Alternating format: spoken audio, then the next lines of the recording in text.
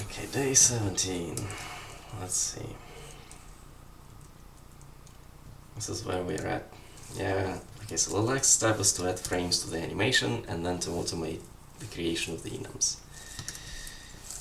Okay, add plus ID, yeah, so this stuff. Okay, so what happens when we add a frame to the animation? Let's see, so we want...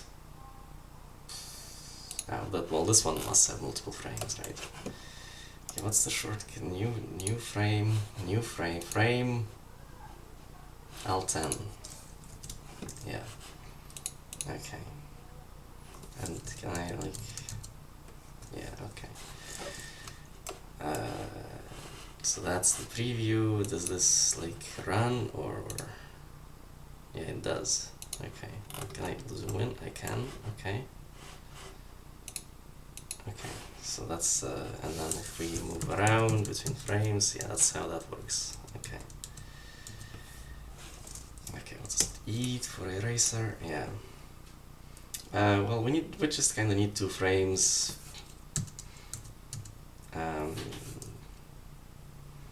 To start with, to get the code in. What's the... It's the B. Yeah. Yeah, that'll do.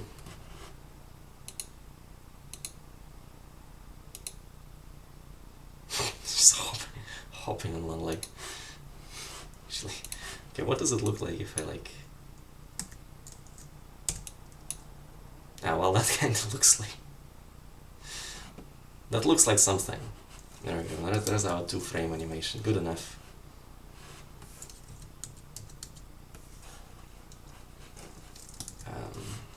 Pause. Okay. So what's gonna happen here is... let's look at our parsing. It's here. Okay, this is the parsing. Okay. Alright, so we see a cell, and then we just go in and say, well, here we go. Here's the texture. This is the ID of the texture. Really... Okay, so now this thing has multiple frames, right?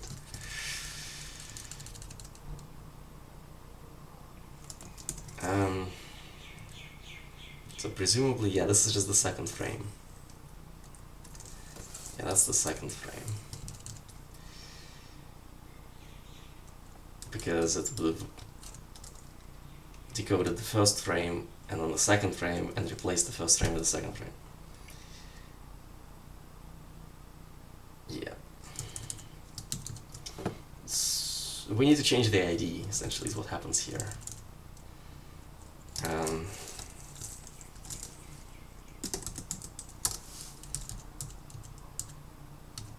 Well, obviously Atlas ID frame 1. I suppose all of them should have like a frame appendix.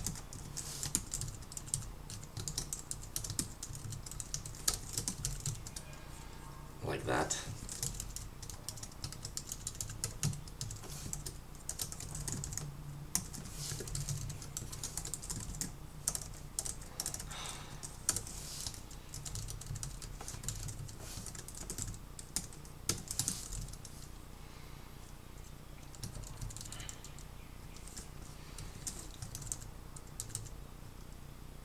Okay. And in here we can just do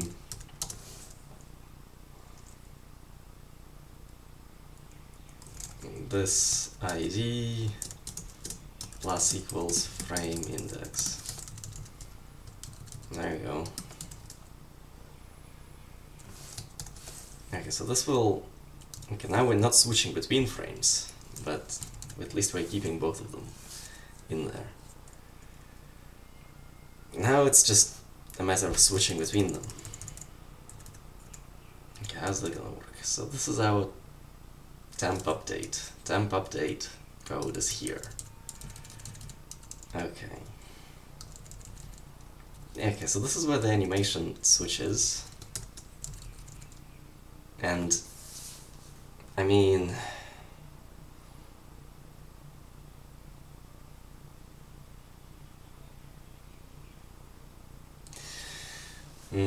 so frame to frame, you wouldn't really change. Interesting, okay. So to make this code simple, we would kind of have to go into the sprite and, yeah, this is what we're doing. And I guess this is not really an animation ID. This is more like animation frame, right? Yeah, it's just the animation frame. Although something does need to keep track of, and oh, yeah, each frame might have, alright, many things going on there. Well, for now, if that's the animation frame, we can change the animation ID here, and then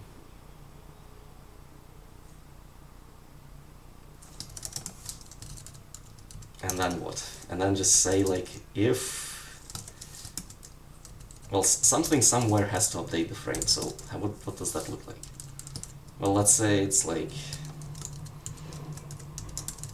if we're within this animation, then animation frame is that +1, but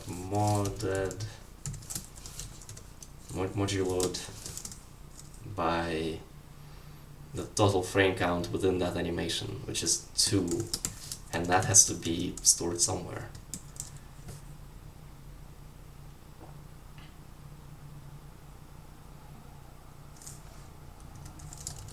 Yeah, so something somewhere has to store how many frames there are within each animation. So oh yeah, and then when we're constructing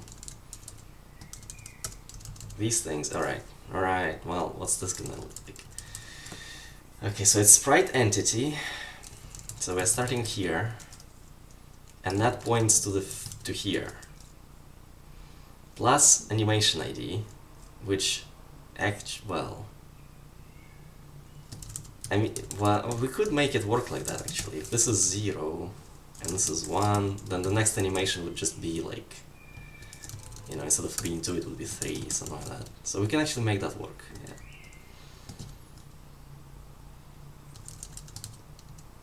And then why is that 0? Because the entity is already pointing here, so for the animation you don't need to add anything. For the walk you do have to add anything.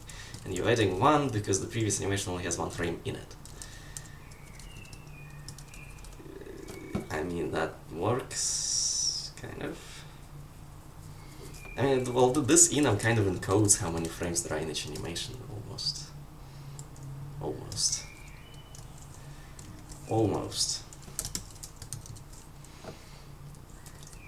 That's a part of it anyway. Okay, why are they both 3, and why is that allowed? Now this is 4, this is 5, and this is 6. Is this used anywhere? Yes. Yeah, well, that's where the autogen comes in. Things like that will happen. 1, 2, 3, 4, 5, 6. So for now it's manual. 0, 2, 4.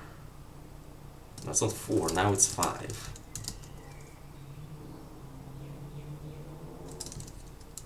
This is 0 because that's what you're adding. This is 1 because that's what you're adding, because the previous animation has 1 frame. Yes, and that would also be a 0 because that's the first one. Okay, so now this just works, right? It's entity plus animation ID. That part just works. But then you just kind of want to add the frame, and that will do the correct lookup into the. Okay, did Did it just crash? Like, is that what happened? Yeah. Where did it crash? Here?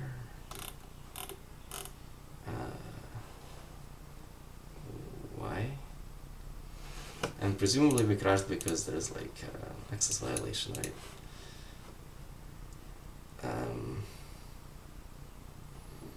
Text index, textures length is 6. Did I mess up my enums or what? My 0, 1, 2, 3, 4, 5, 6. Yeah, that seems fine.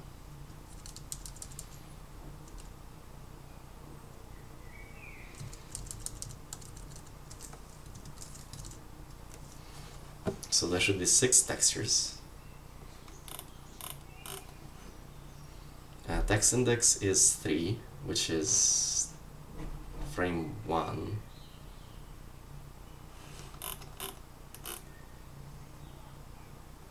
Yeah, and then the texture, once it's pulled out, it's never been filled in.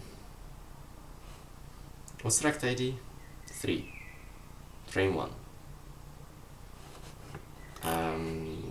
It's never filled in. Okay, so something wrong with the parsing. What's this? Commando. That's the idle.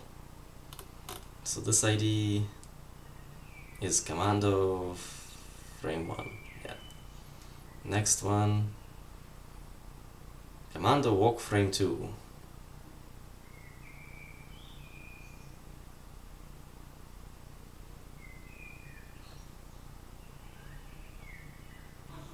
Frame index is 0. This ID was initialized. Oh. Yeah, well. That'll do it. Okay, so this probably also needs to be auto-checked. Okay, well now what? Now it's not responding to me.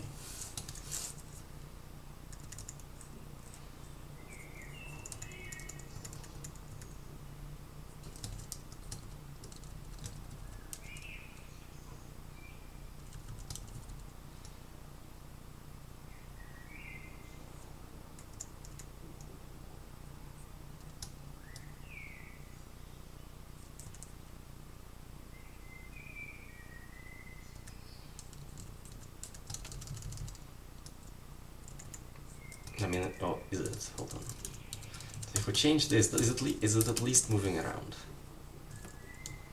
That's moving up. Interesting effect.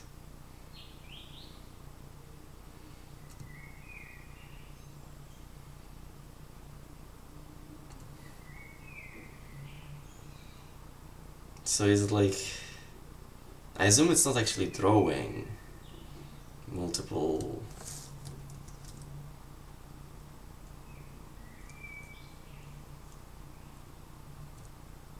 frames there, it's just frame rate's so high that I'm seeing both of them at the same time. Yeah, so, well, I guess we can verify that. So if instead of, yes, something has to keep track of the counter, and that's, I mean, yeah, this is definitely gonna have to happen.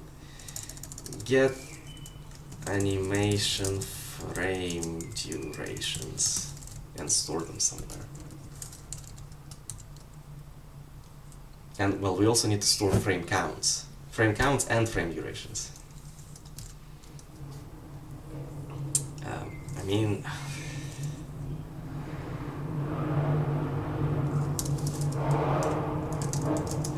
for now, let's just do something like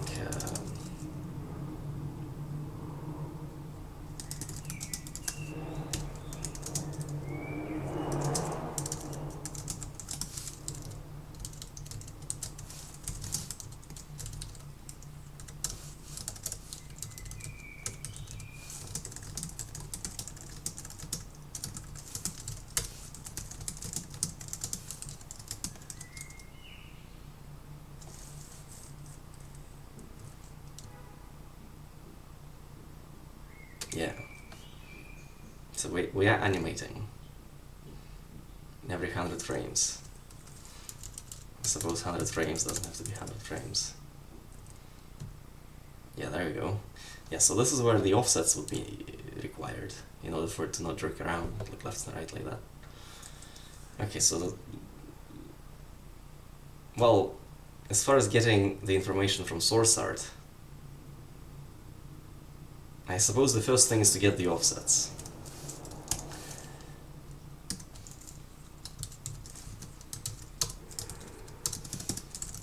To do actual animation update.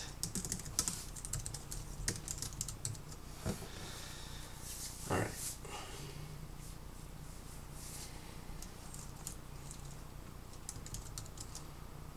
Get sprite offsets. Well, actually, you know what? Maybe I should commit this.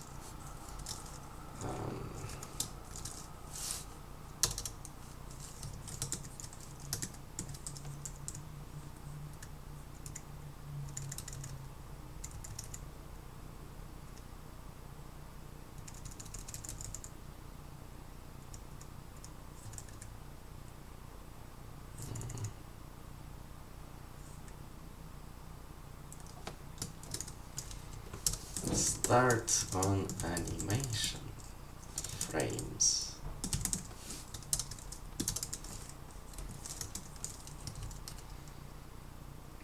Okay, let's get the offsets. So each sprite already has an offset, we're just not setting it.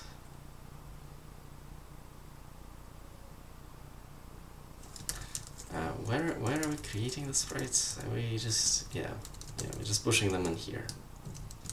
That's the only place, yeah. Okay, so right here we would just need to pass in the correct offsets.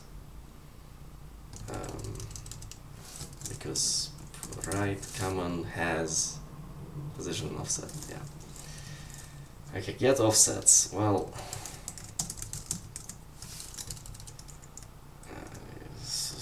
I think cell? Yeah, so cell has this position X and Y thing.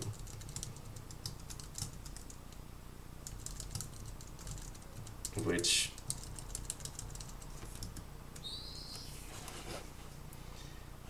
is this. 2010 would be position X and Y for the second frame, and 2013 would be the position X and Y for the first frame.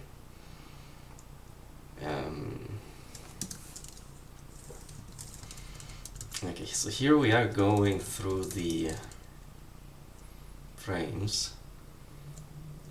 We find a cell in there.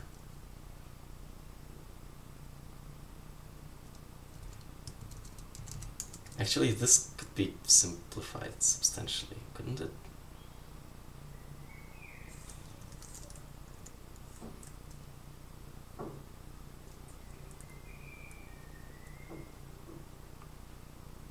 Chunk cell, so ace chunk cell is this thing. But really, the ace chunk cell just has pixels after this. It just has an array of pixels.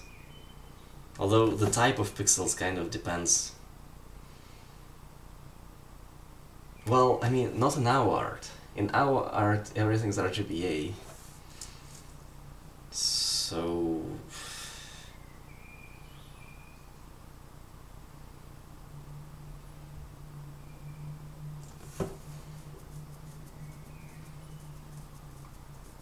yeah, so this non-data size is just this, plus that, plus this. So if I just put U32 pixels here,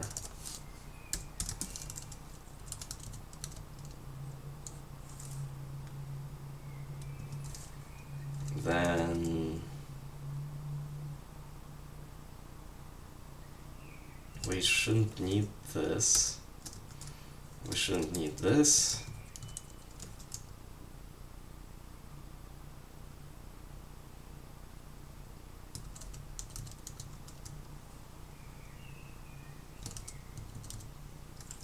Well, it's not really pixels, it's compressed.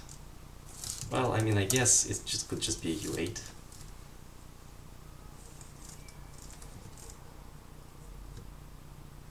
So we don't really need that because we can just get that off the chunk.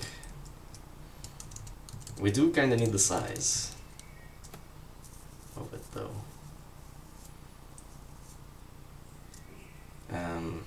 Chunk size minus offset of... well, is it a... well... chunk... cell... compressed...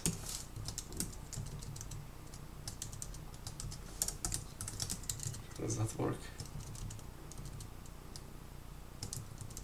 No?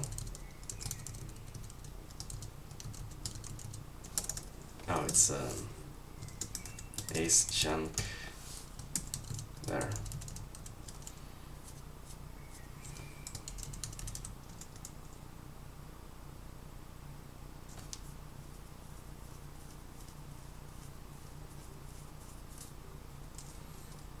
Then texture width height, pixels and texture, texture pixels, bytes and texture, decode result.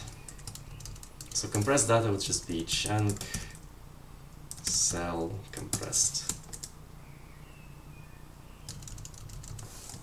So this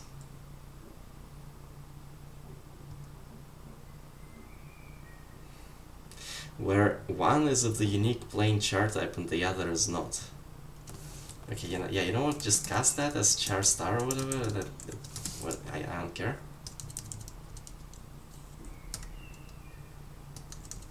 Yep.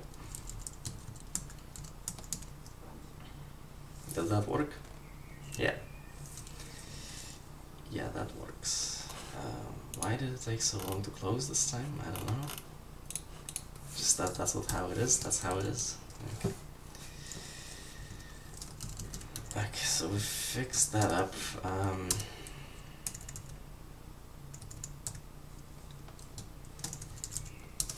Simplify a cell parse. Yeah.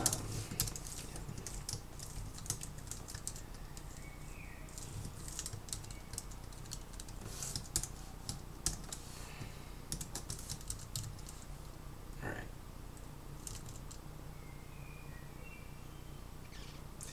Well, now it's the offset. So cell has position x and y. That needs to go into this. Well, that needs well, where does it need to go is the question. Okay, we have what? We're building out this texture array.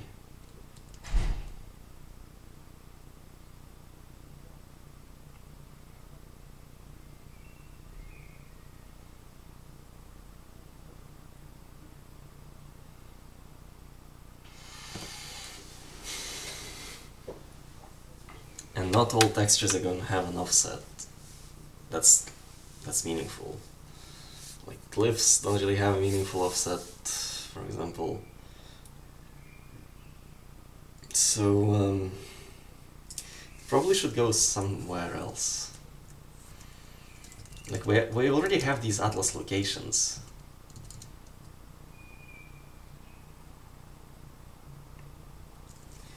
Where you can index into it using whatever it is that we're using for this atlas ID thing. Well, we might as well, in addition to the rectangle, just store the offset.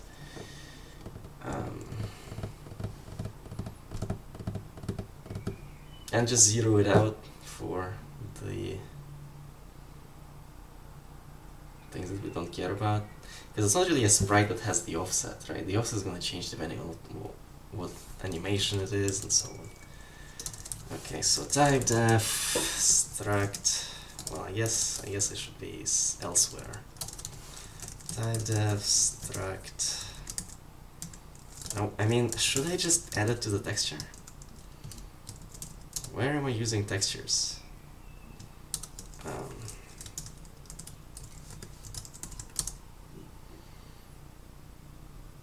Well, I'm using them for font.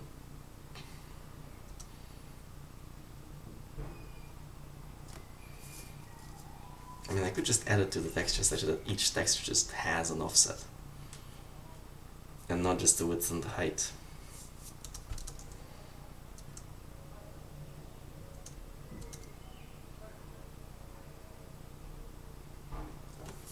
Well, here with trimming, yeah, we don't really need to trim, I don't think, anymore.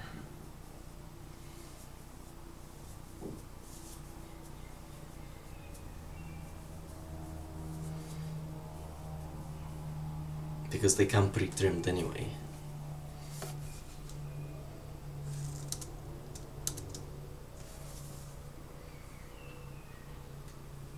Yeah, I suppose trimming is not necessary. So let's remove it. Textures. Pointer.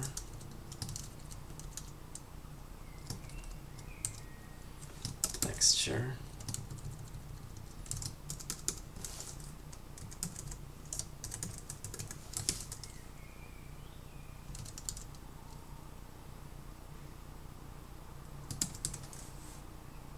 I don't think this changes really anything.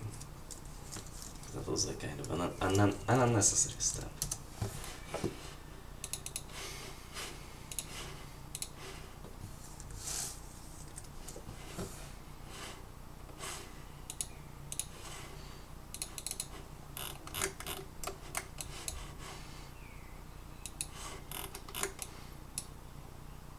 Yeah, I mean, this looks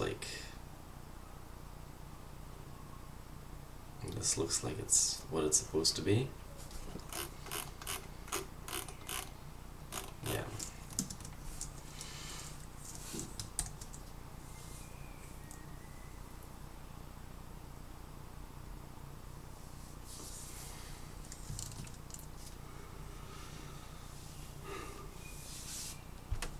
Yeah, well, let's commit that.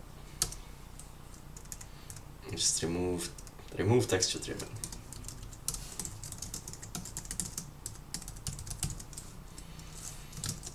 Unnecessary anymore.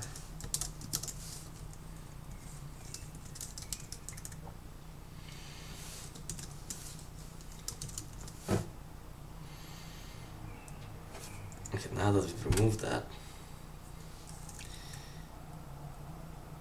yeah, let's just add an offset to the texture itself. Why not? I32 width height, I32 off. I mean,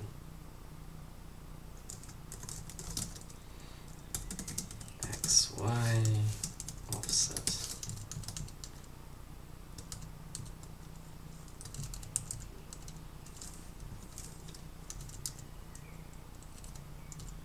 Like, so now that we have the offset in the texture, the first place it would go into,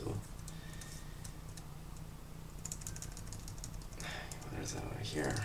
Okay, well, we kind of know what it is, right?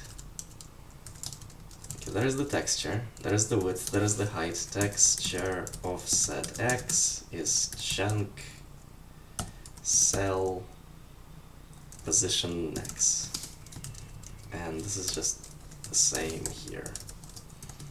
Okay, well, there we go. Now we have the offset stored into this texture array. See if that works. Yeah.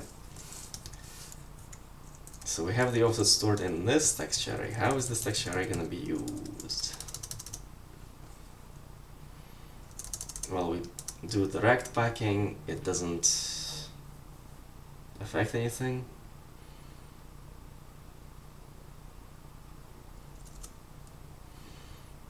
Then we go into the atlas. We only use the length here, we only use the length here, there we go. And this is the last place where it's used. So we do a lookup into the texture.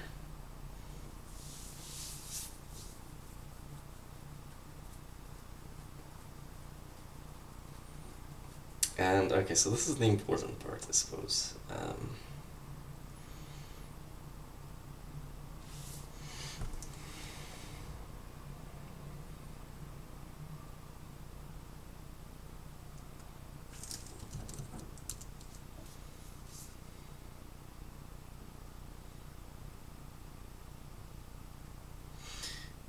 Yeah, okay.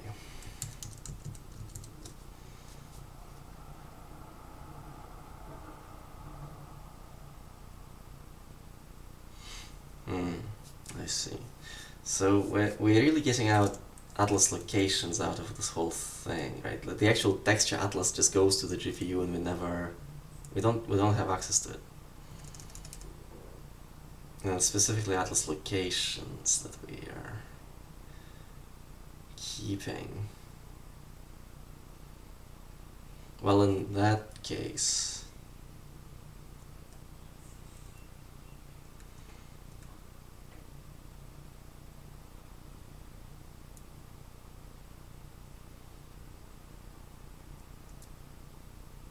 now interestingly, we kind of know in advance how many atlas locations we're gonna have. So really, this part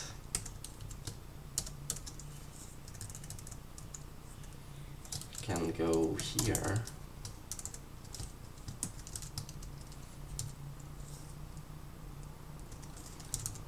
I don't think we need to store the offset there. Lang is just that. We know that in advance.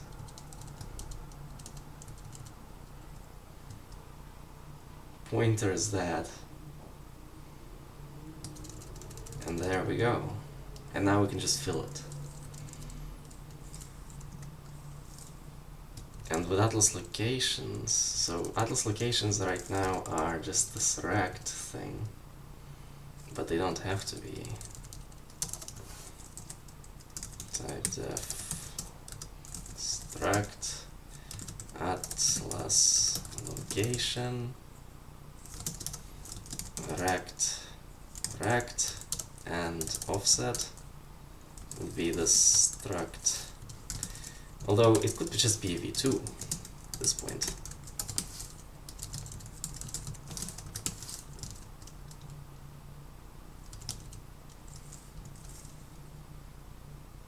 Yeah, this is where the pixels are, and this is how you offset them. So this is now an atlas location.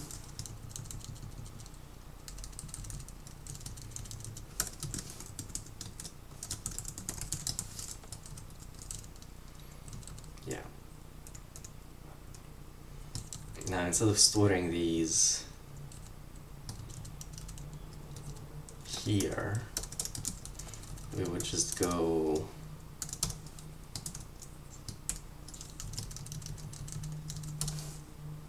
atlas location loc is atlas locations pointer plus this ID, and then just here we will go loc offset x is that and y is that.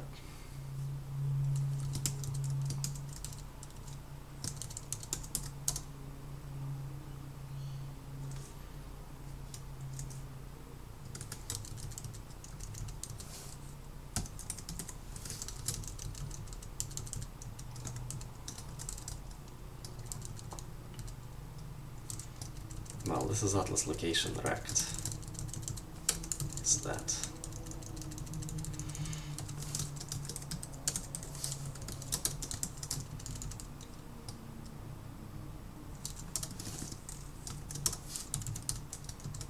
I kind of want to split it.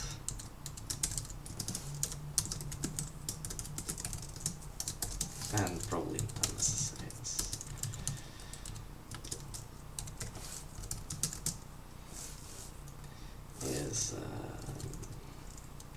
is that.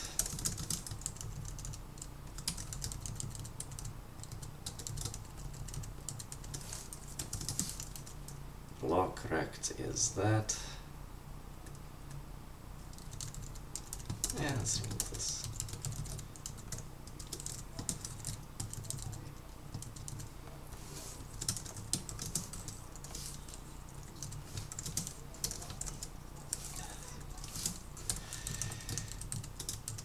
And there's the offset.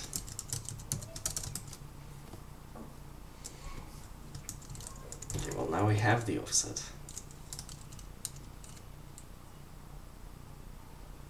Huh. Alright, well now that we have the offset, what's going on in the GPU? Well, we have this rect here, which is text and atlas, but really we want rect and offset.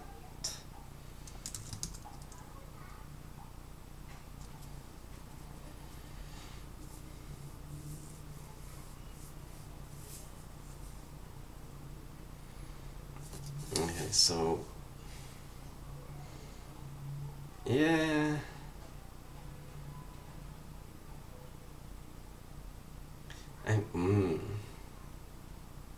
Yeah, I guess the offset shouldn't really be here, come to think of it.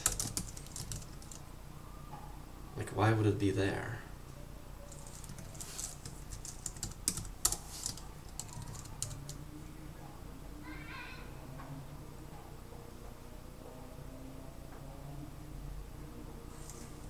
And even the mirroring, like the sprite offset, that's not really a sprite offset, right? It's more of a texture, specific texture that we're looking at is the thing that has the offset.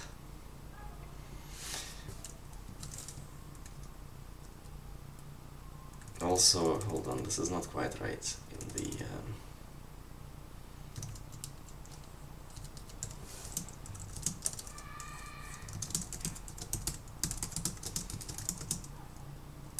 this is not quite right yet. But that's a step. That's a step. Yeah, so sprite, common position, and mirror. Mirror is...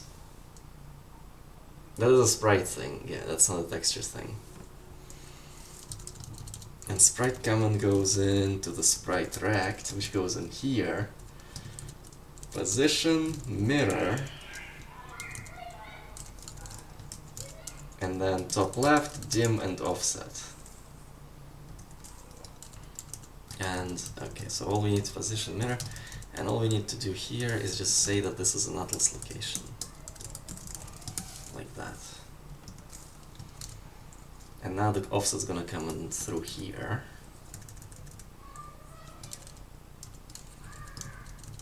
Offset off, sprite rect, common.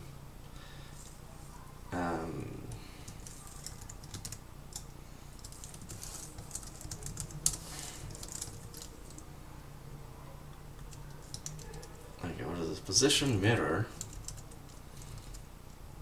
text position, and then offset was moved down here.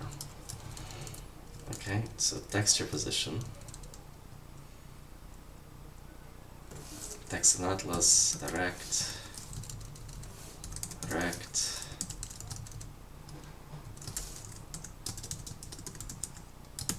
there. Okay, so now we're passing through the offset, and down here we've got text and atlas.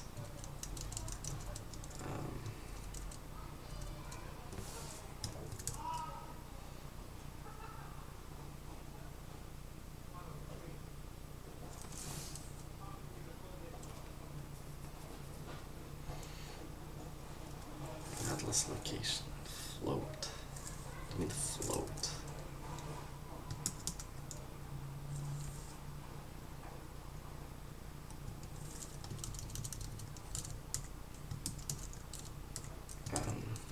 Screen rect. Oh. Position dimension. Isn't that just a rect? Well, maybe.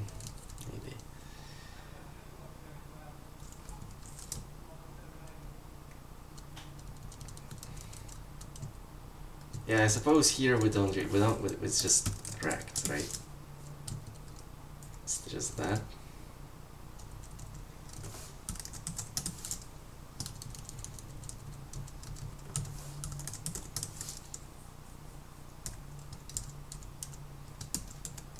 Something like this.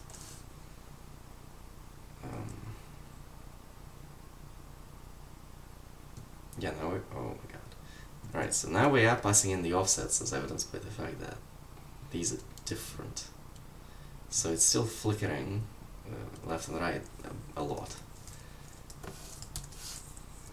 Let's see what we're storing.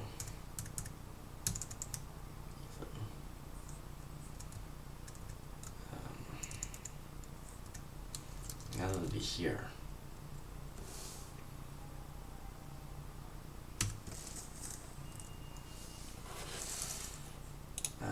Yeah, okay, well, add to watch location. So that's, it's all zeroed, right? Because it's not. Okay, so 1320. And this ID, I guess I should, this ID is Atlas Commando Frame 1. That's, yeah, there's the 13 and 20. X and Y, so that becomes the offset. Okay.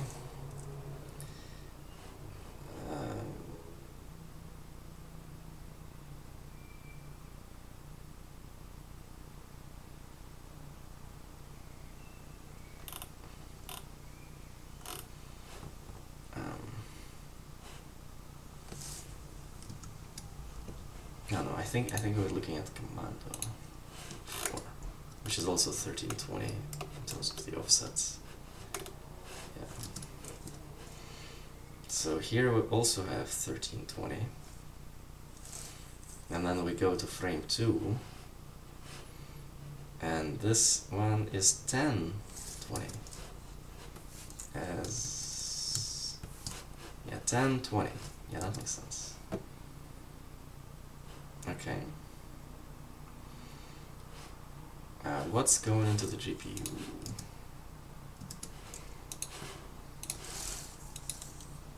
Yeah, well, let's just save that, I guess. And go into, well, we don't really have to.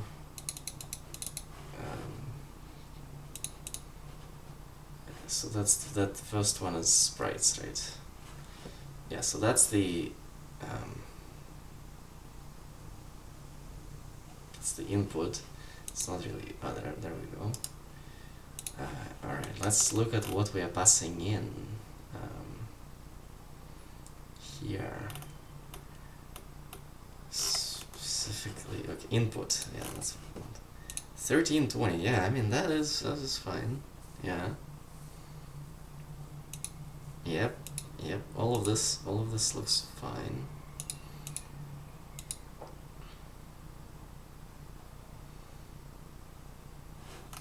Of course, I never debugged the offsets, really. World unit dimension is 1114. Daxon Atlas dimension. 1114. That's us looking at this sprite. It's 11. Yeah, 1114.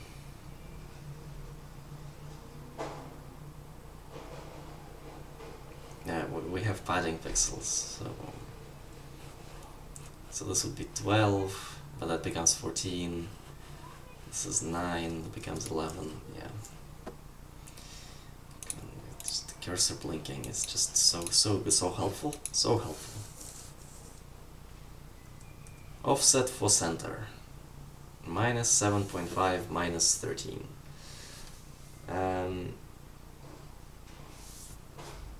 Yeah, I mean, this is meant to be offset, like, the way I'm interpreting it is this is offset from the top left.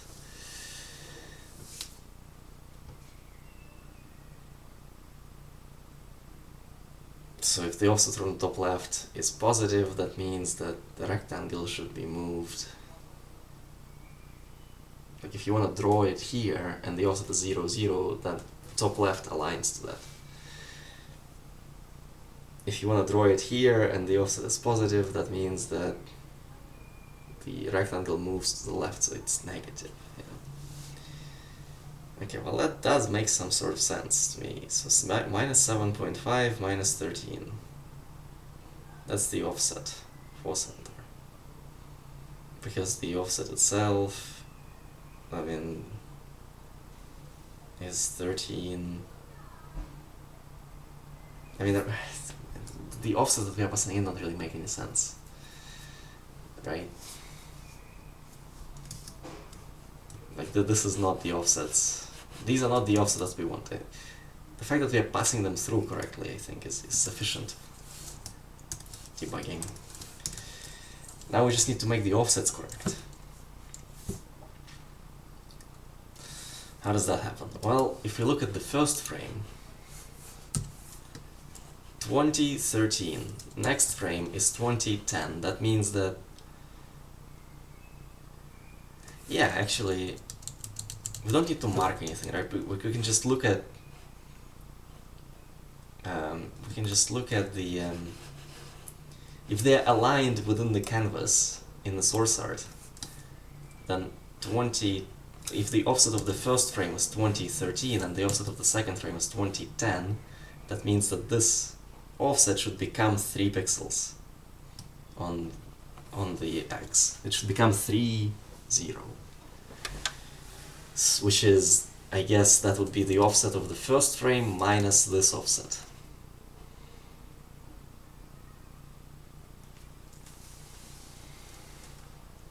Yeah, it's just that.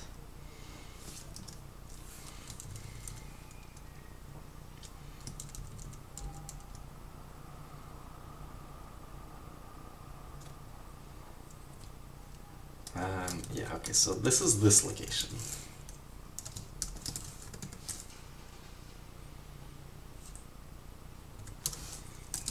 If frame index, let's just make it explicit, if frame index is 0, then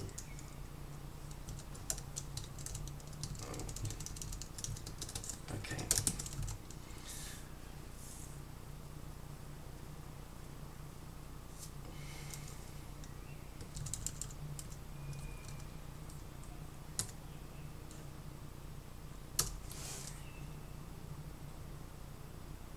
If frame index is 0,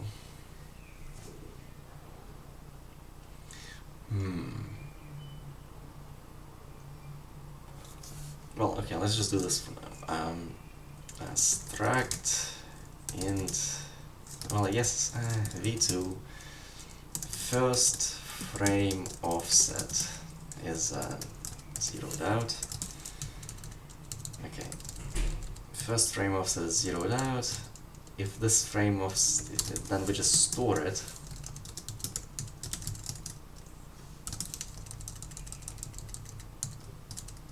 We just store it, but for the location, the offset is 0. And this is going to be good enough for now. If frame index is not 0, then we look it up. We go, alright,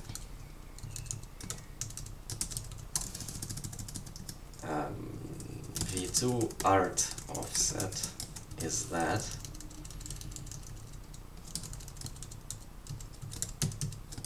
Okay, so I think, I guess this is not really first frame off, this is first frame art offset. Okay, so we just store it. But here we actually store the difference.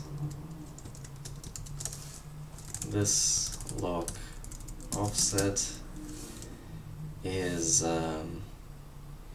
v2 sub first frame, right? It's first frame minus this one.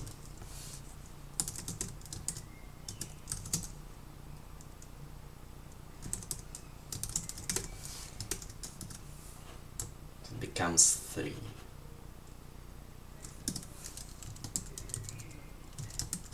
Yeah.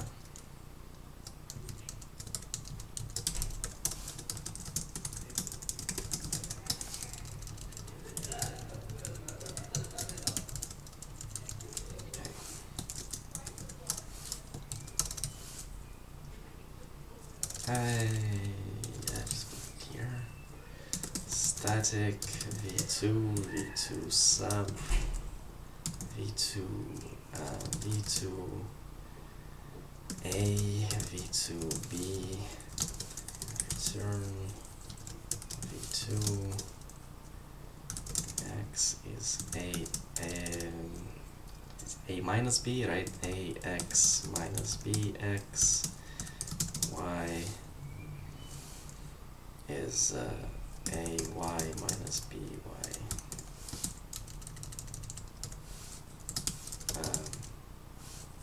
There.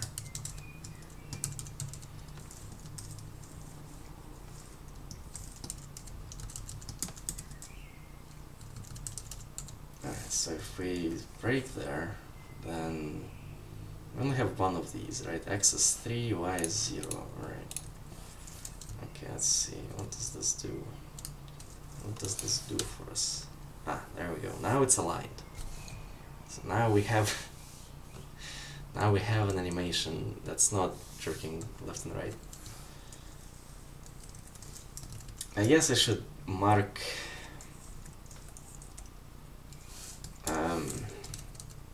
well, should I?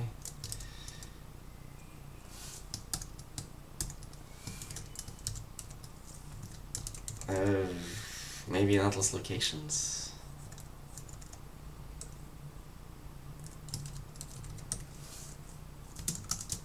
Note. First frame in every animation has offset 0, 0. It's not necessarily a problem, so I'm just gonna keep it that way. Did you write a sprite parser yourself? Yes.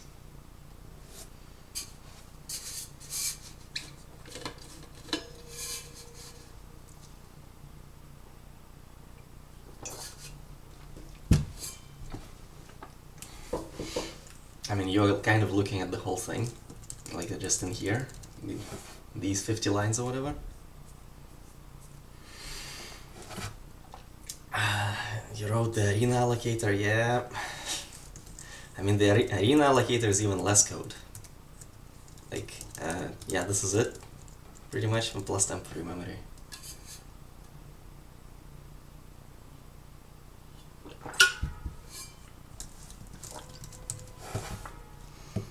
Alright, well, this is alignment.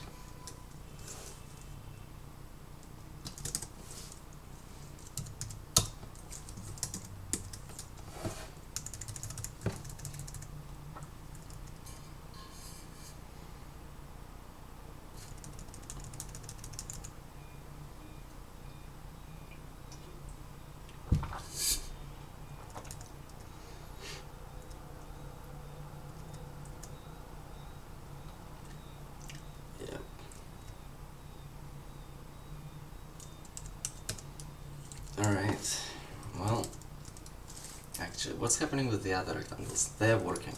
Alright.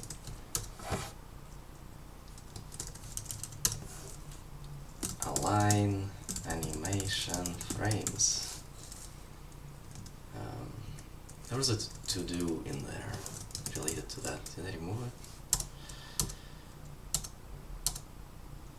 Ah, I did not.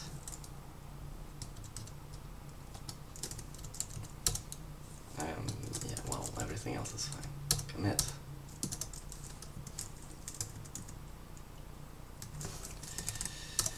Okay.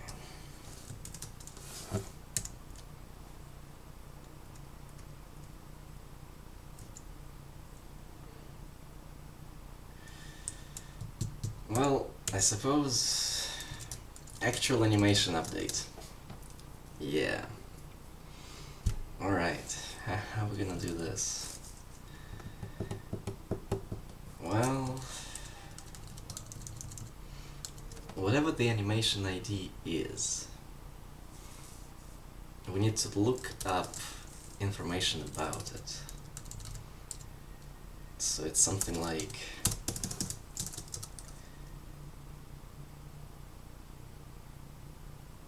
something like animation, animations, animation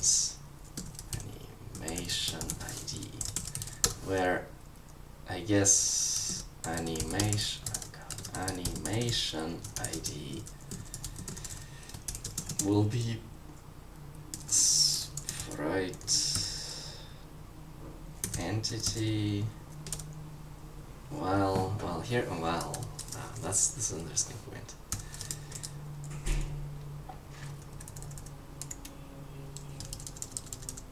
I'm synchronizing this with Atlas locations. But if there's a separate array that contains animation information, that this also needs to be synchronized with, then that won't work. Or will it?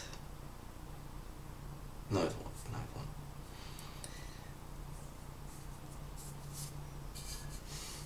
So should this be synchronized?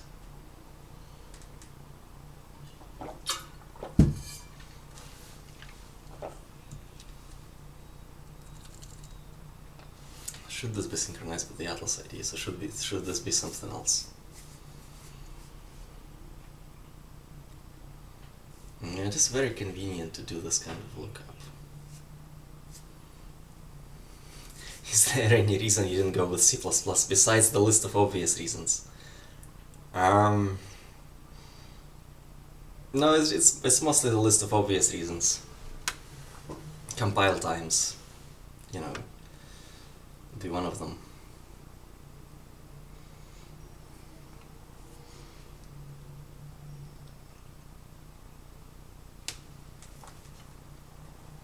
Well, also so far I haven't really seen a place where C++ features would have helped.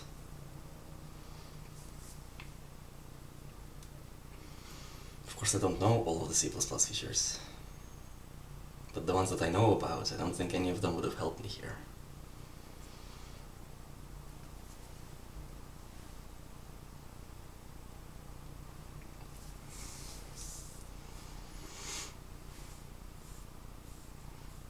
Are you using anything from STB?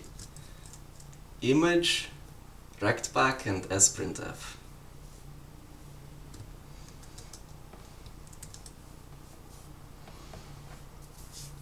But the STB, whatever it is that has a dynamic arrays and hash maps, no.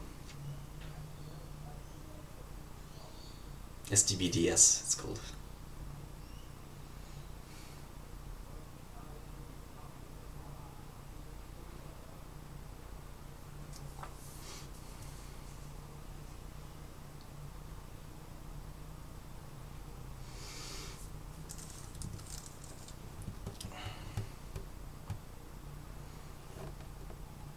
Would you take the time to write those things? Well, dynamic arrays...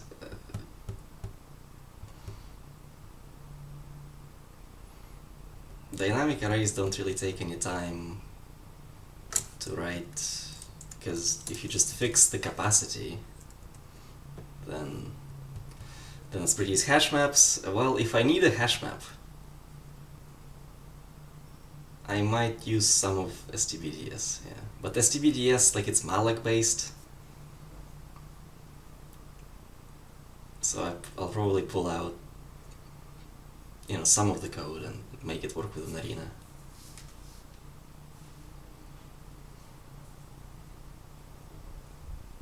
So far I haven't needed a hash map. Although what I'm looking at right now is, you know,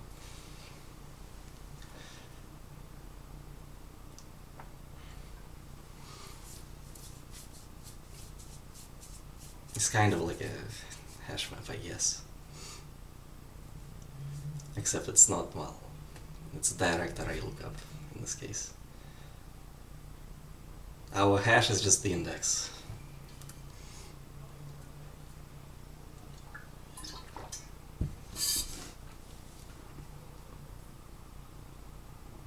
Well, anyway.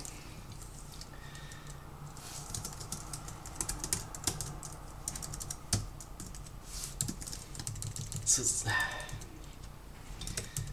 these two enums have enough information between them to be able to look up the animation ID. To be able to look up the animation in the animation array, which we don't have, but we will. And once you look up the animation, well, what do we need inside the animation? Well, for now, I guess we can have a frame counter. It should be a time counter.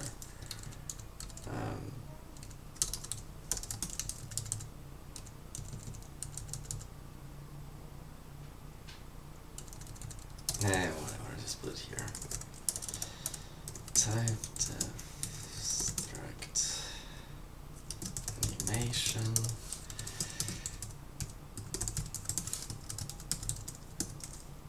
What do we need here? Frame count.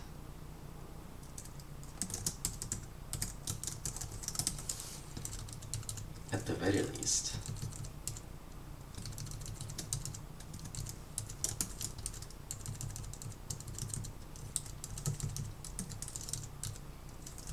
Although, well, each frame can have a different duration, although we're not really doing that right now. Frame duration in frames, so that will have to change.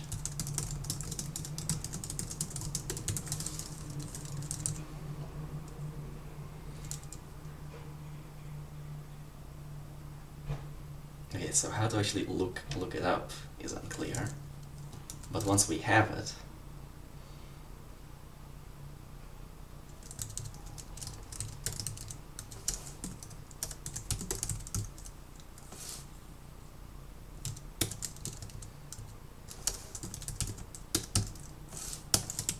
okay, this is how we use it.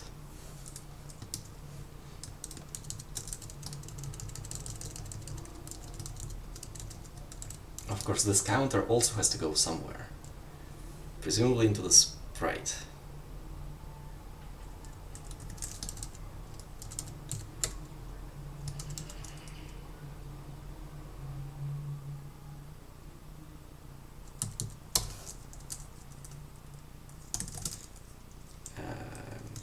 Current animation counter.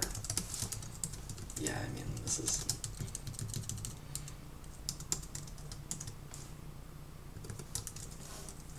sprite.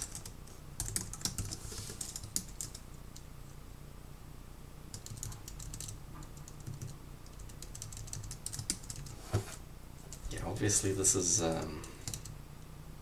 counting frames, and that will also have to be changed to time, I guess.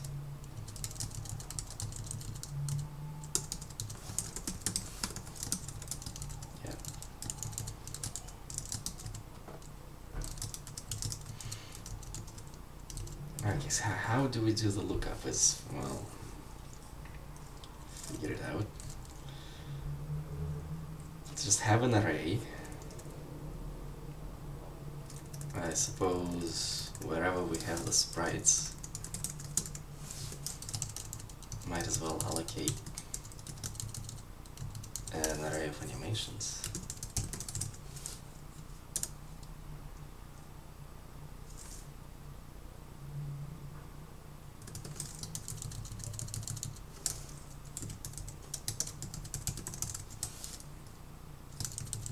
And these, except these ones are just, that's just an array. That's just an array. Length, well, I mean, this would be an animation ID count. Actually, we have these separate animation IDs. Maybe they should just be one array?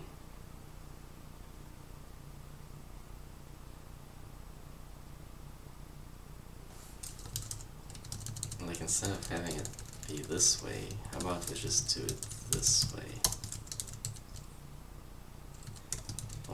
obviously, I mean, we can have an enum where multiple things are the same value, but it's not,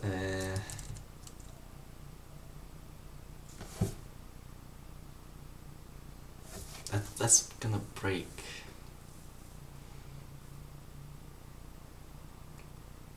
Well, I mean, we kind of know that this and this, they both need to be used to do lookups.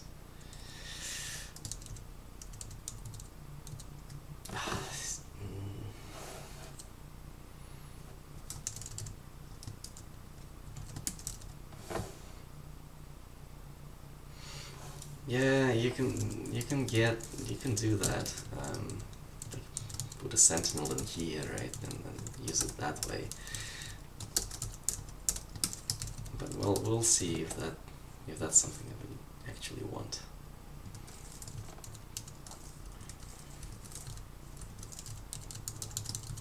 Which, I mean, I guess in this case we wouldn't really have explicit values.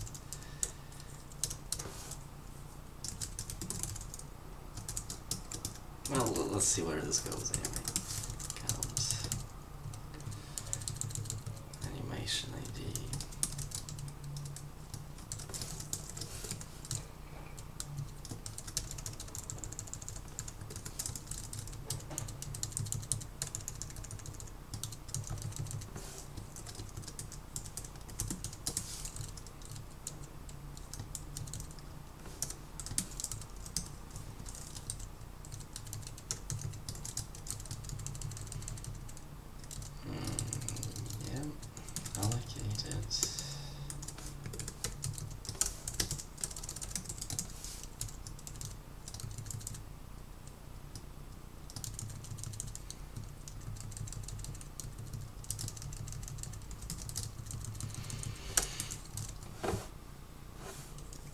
Of course, now we need to figure out how to actually use these things to look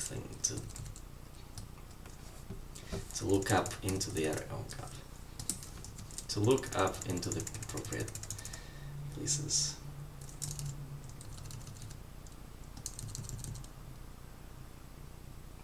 Well, yeah. So commando animation ID changes to that. That's fine. That works.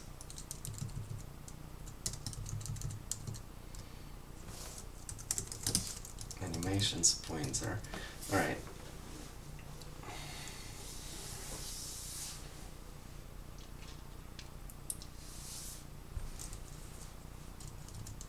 Yeah, this is okay. Fix this lookup before I forget.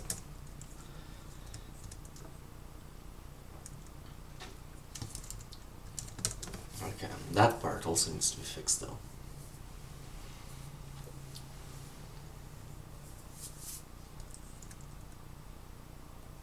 Well, actually, this doesn't. Yeah, we already have the animation ID.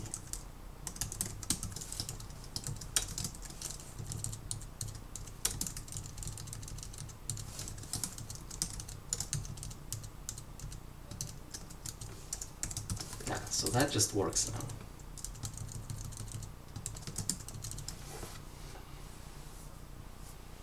Yeah, because animation ID is identifying the animation within the array of animations.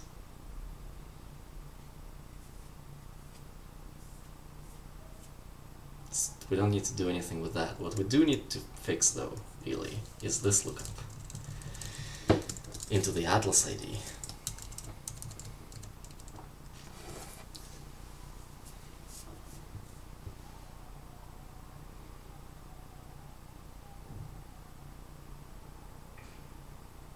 Well, entity ID can still point to the first animation.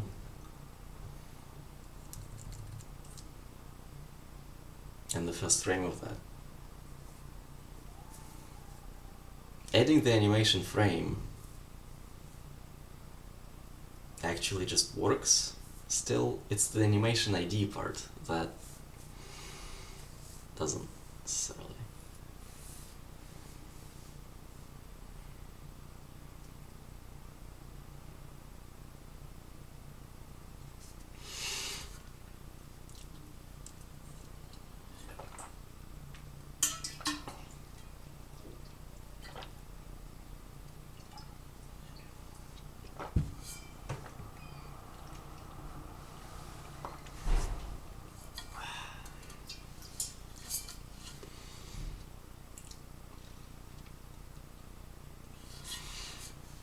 Almost.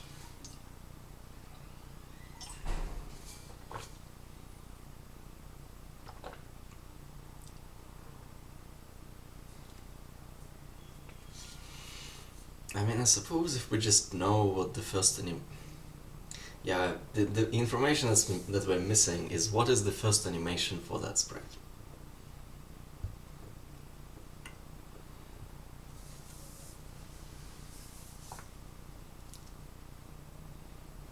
And then we can just subtract that from the animation ID and it'll work.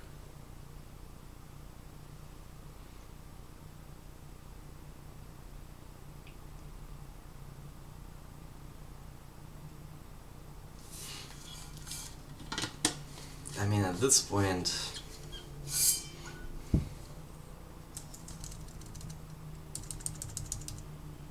if we're gonna be doing something, like we could store it here, right? First animation ID, let's say, and that would be enough. Of course, that doesn't change.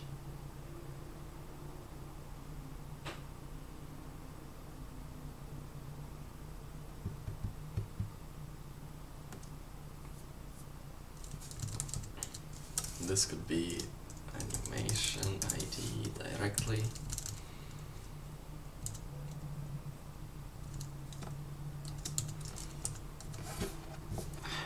Should we just do that? Just store the first animation ID in the sprite? Who's gonna provide that though?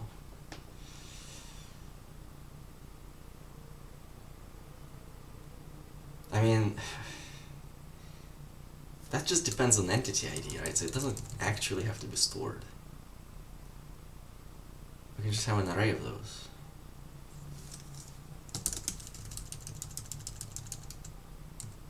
Yeah, why don't we just do that?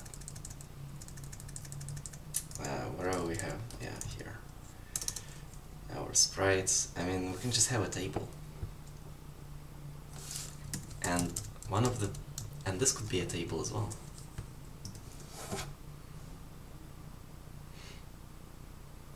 First animation ID for the commando would be that one, right? Yeah. So 0.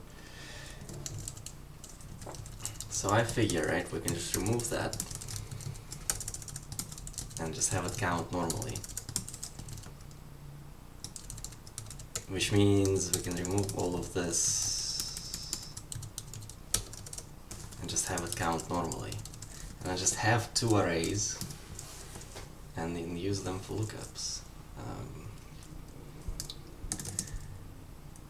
I32, I'm mixing ints and I32s here. I32,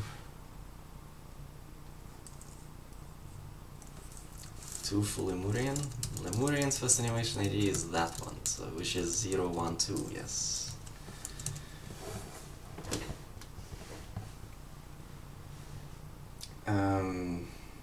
Alright, so I32, we need an array of first well, actually, how about putting them into a struct and call it like entity tables or something.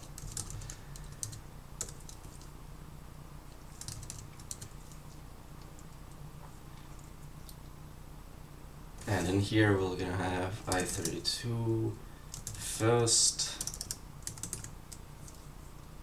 atlas ID and i32 first animation ID array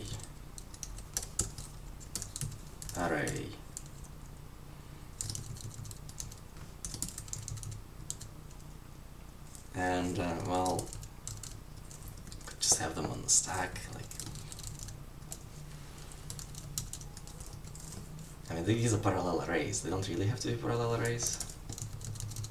It could just be a one array.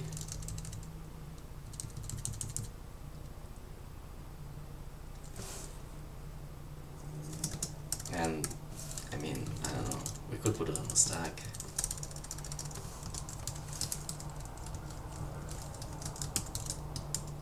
Probably, we could also allocate it.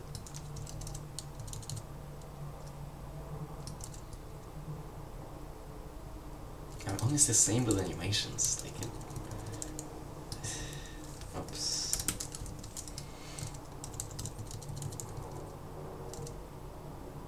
Like, we don't even really need, like, we know how long it is, it's the animation ID count, so it doesn't have to be this array thing.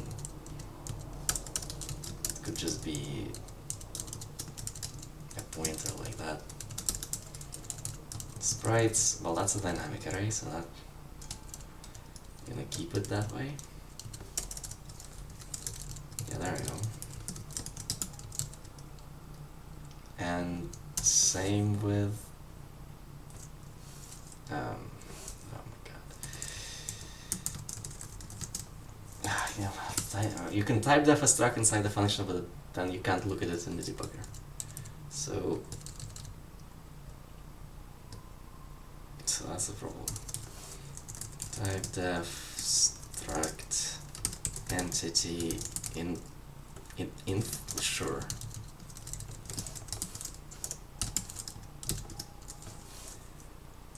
i32 first atlas ID first animation ID. Could be a static as well. Actually, it could be. Like, we don't really need to create it at runtime if we can just have it available.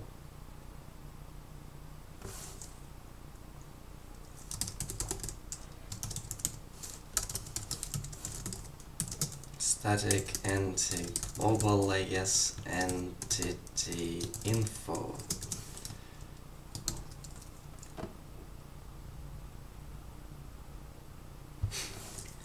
Add more sentinels.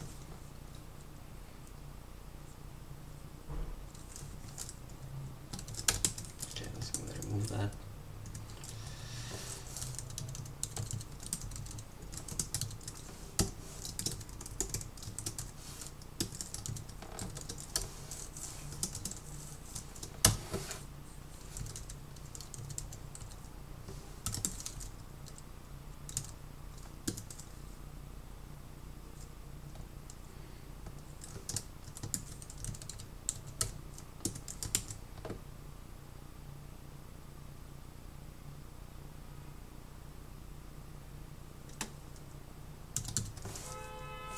Should I make it a const table?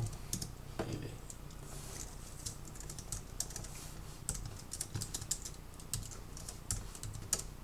Okay, so what's the syntax? It's like...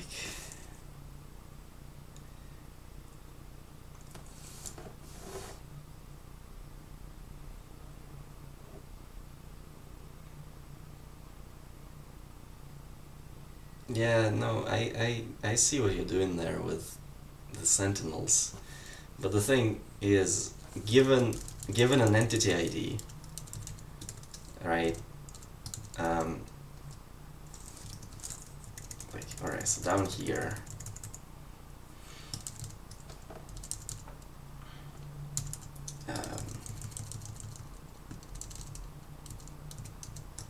actually we don't need.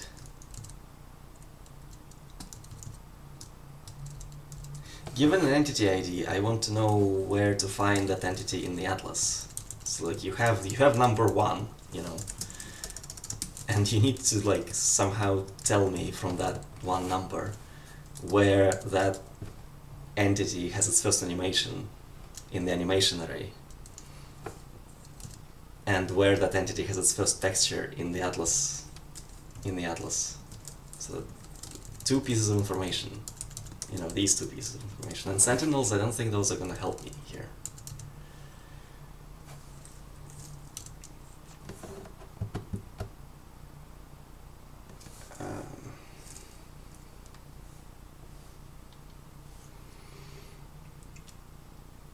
Alright, so there's some weird syntax involved here. It's like entity ID commando equals, I think it's like that.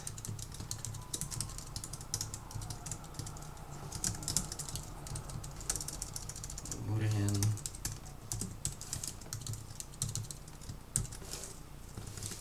Okay.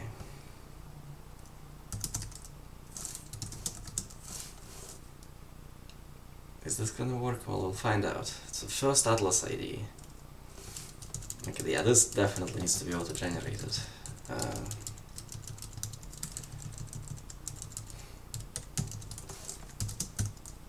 First animation ID.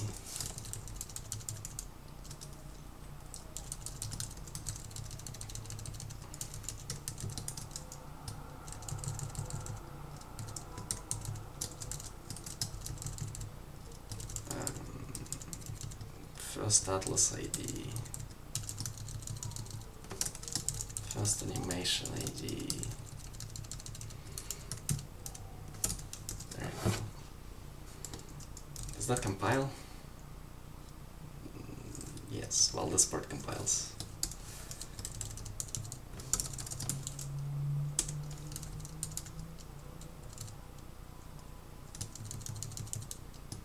Okay, so both of these lookups now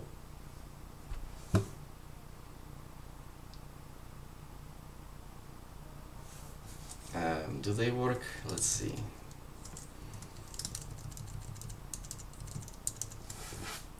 Do we need any? Like, this is not an offset, right? This is just the animation ID itself.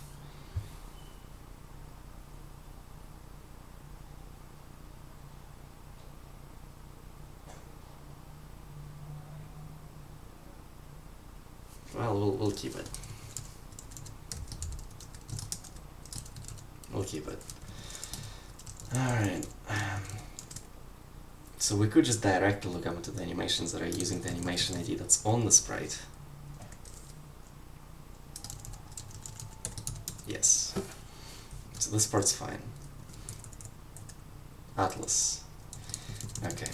Atlas.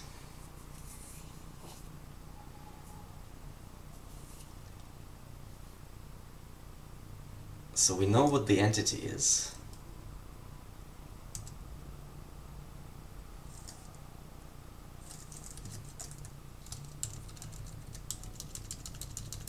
Yeah, we know what the entity is. So if we just look up into this array,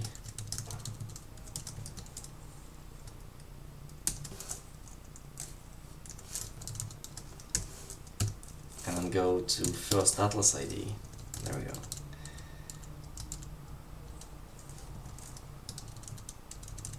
And yeah, okay.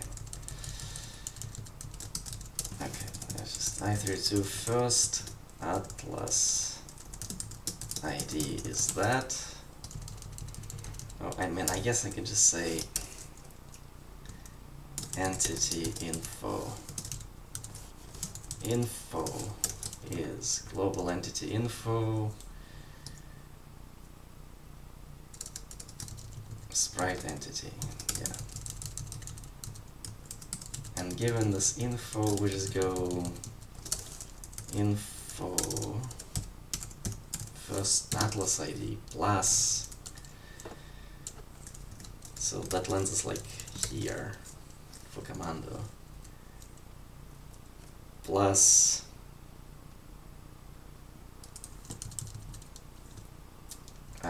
well, animation ID is like the global one. And this should really be animation, like animation offset, something like that, right?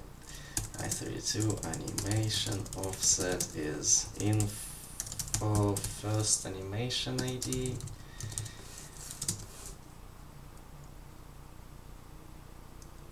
Sprite animation ID minus, yeah, there we go. And this should always be like greater or equal to 0. Let's check that. Okay, so first Atlas ID plus animation offset, except that that's not enough.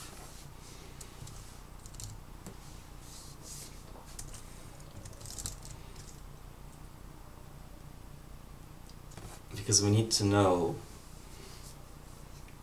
how many frames there are in all of the preceding animations cumulatively.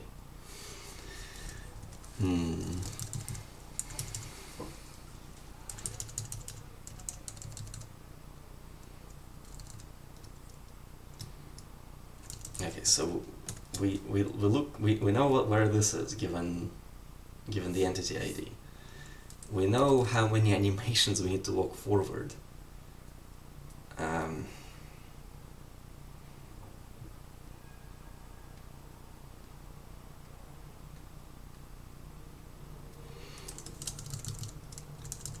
But that's not really what we want. We want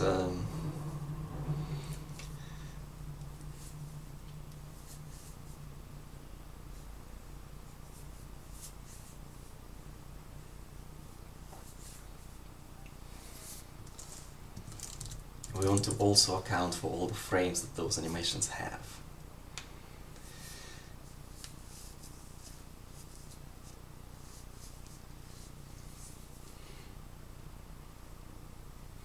Which, well, really it's like, for commando walk it would be 1, but if there was another one here, then for walk 2 it would be 1, 2, 3, yeah, 1, 2, 3, so that this would be 3. And if walk 2 has 10 frames, then this would be like 3 and plus 10. Yeah. So that needs to be stored somewhere. Which honestly, that could just be also a tape, because we know that ahead of time. We know that ahead of time.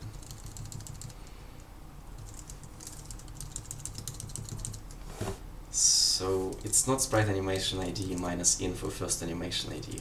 It's not actually this. It's more like global animation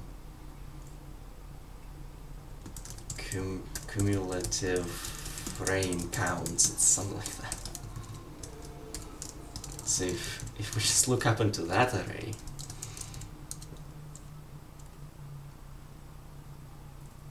then we would be able to go to the first frame, to the first rectangle in the atlas, jump forward by the cumulative frame count that leads up to that animation, and then add the frame of the current animation. And that should just work for us. Okay, so this first animation ID is actually not necessary, which means that this should just be first Atlas ID, pretty much. But then if the enum corresponds to only one piece of information,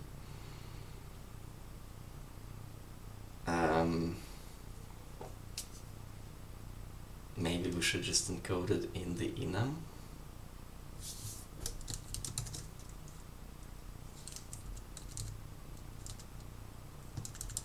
And like animation ID also corresponds to only one piece of information, which is cumulative frame counts that lead up to that. Of course, there's going to be collisions then.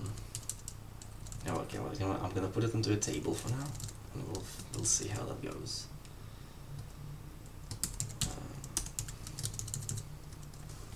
What is this? Animation cumulative frame counts. Okay, so that's not an entity info anymore, it's just integer. which is what?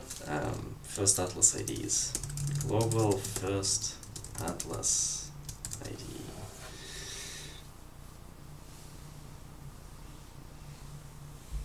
Well, it's the start and end, yeah, but like you don't necessarily know where the end is. Like you know the first Atlas ID for the entity, and you know what the animation. Well, like you only know like this is code that runs, right? So this is just integers. And for a sprite, you know what sprite it is and what animation it's in, and from those you have to somehow look up into the Atlas ID. And you don't have any of these names available, you just have integers. So you need to store that information elsewhere, which is these tables.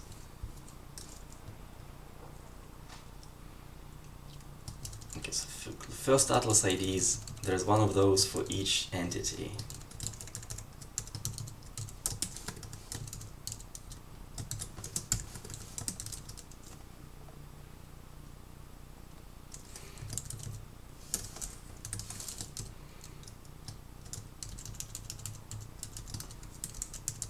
There's one of these for each animation.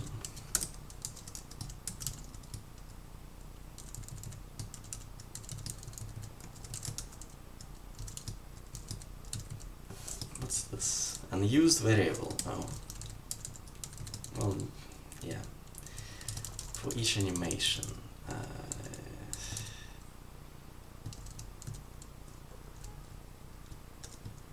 So commando idle is 0.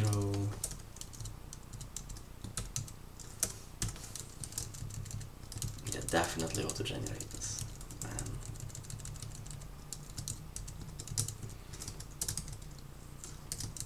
Walk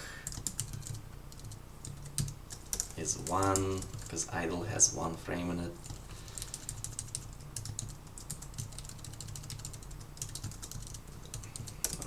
Lemurian, which is also 0, and that's it.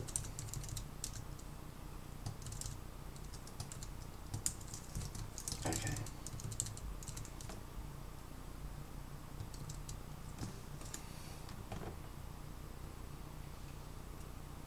It's looking a lot like the original Doom animation setup.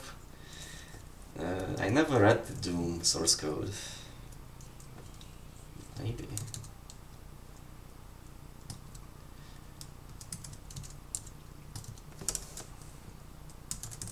First Atlas.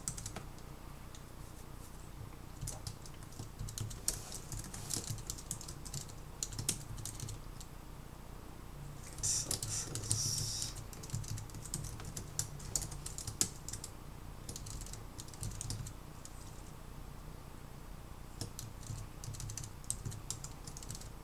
okay, well then we don't need that cert anymore. First Atlas.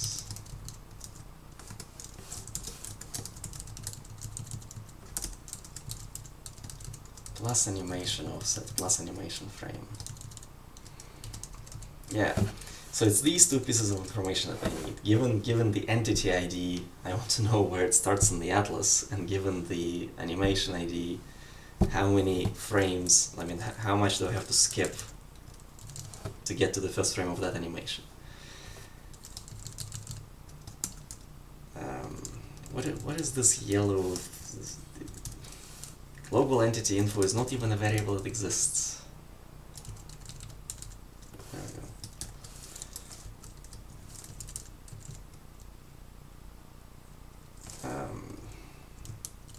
There we go. Alright, what's happening here? Oh, frame count is 0. Interesting. Integer division by 0. Oh, we actually catch that. Look at that. We have arithmetic exception handling turned on somewhere. Well, I mean, that is helpful.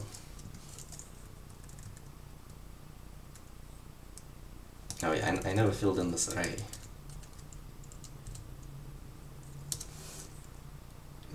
Should this just be a static array as well? Maybe. We know this at compile time. So what are we trying to get at here? Now frame count and frame duration. Well, actually, right now we don't know this at compile time because we are parsing asprite at runtime. So it has to be filled in at runtime.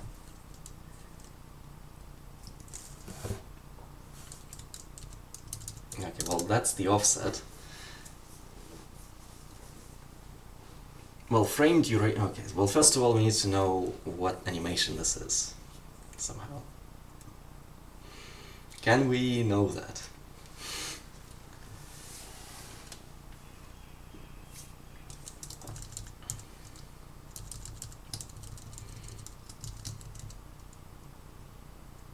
Kind of. I mean, instead of doing it this way, where you have Atlas ID and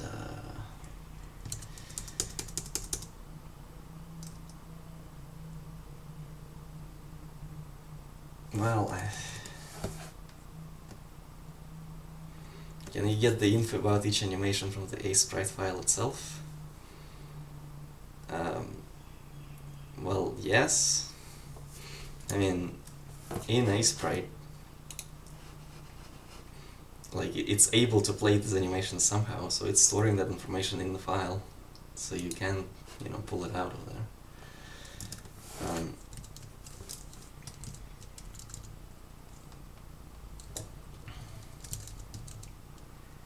I suppose what I should be doing here is storing entity. This entity ID, this animation ID. Yeah, because the file name kind of contains both of those pieces of information.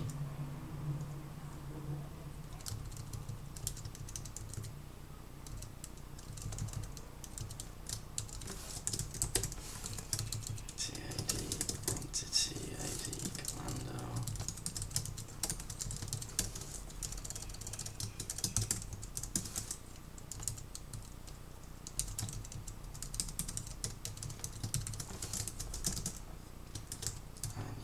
Animation ID. Okay, idle, walk, and Lemurian idle. There. Okay, so now this doesn't happen anymore. Textures pointer this ID. So this follows the same indices as Atlas IDs. So we just do the same lookup, which I've already written here somewhere. Yeah, this is it. I mean, these 3 lines.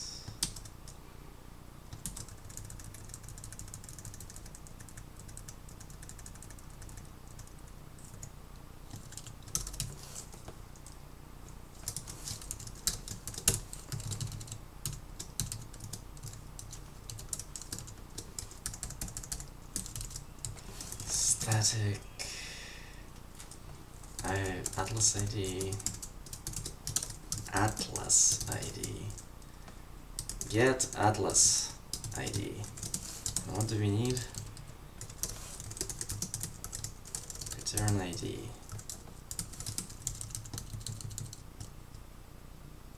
We need entity ID, entity, we need animation ID, and we need animation frame.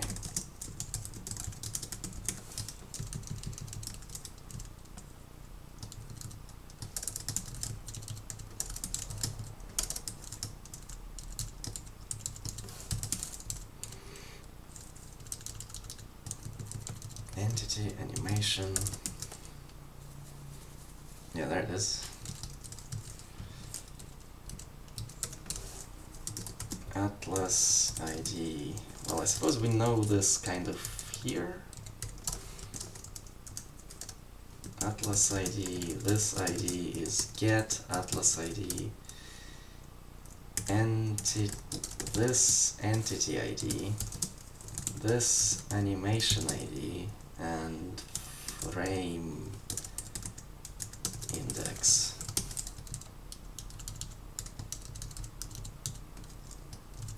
Oops. Yep. Animation ID. And semicolons here. And let me just... ID is get atlas ID. And what do we do in sprite entity? Sprite animation ID and sprite animation index, frame index. What did I call it? Animation frame.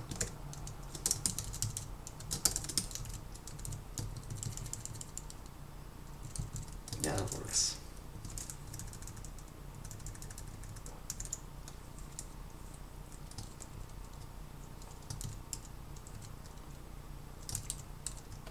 Well, okay.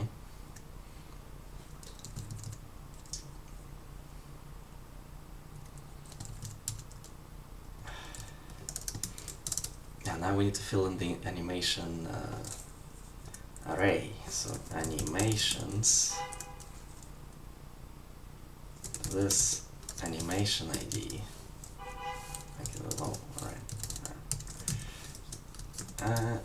Animation is plus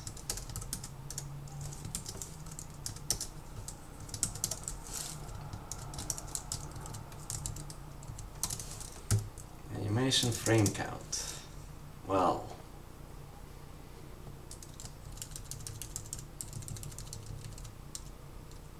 yeah, we kind of know that.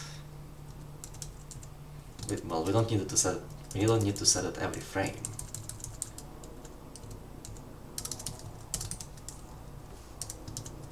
Yeah, because we know what the animation ID is pretty much right away, just from the file name.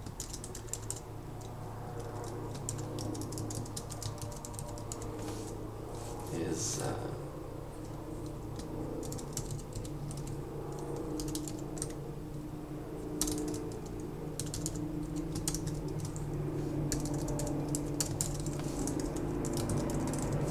yeah, there we go.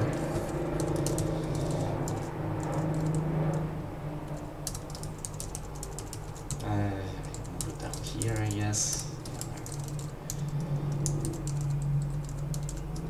So this is the animation that we're filling in. We can set its frame count right away. Frame duration is something we're gonna be just animation. Frame duration in frames. Let's just set it to some arbitrary value, 10. Let's move the to-do.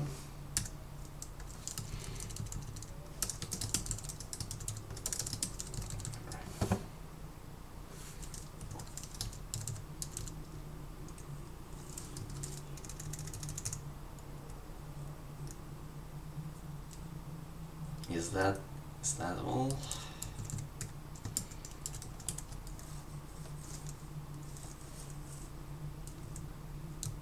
Yeah, so this is what we had before, but now it's not manually implemented.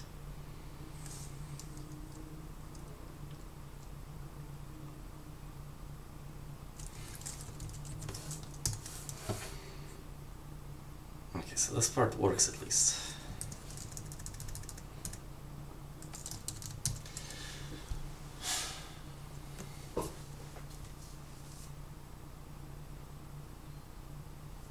Well, the duration is actually stored in... Well, let's see where it's stored. These are all the enums. Yeah, there it is. Frame duration milliseconds. that's stored in a frame. So each frame should presumably have its own, because that's how the format works. Is there, like, how do you actually modify it?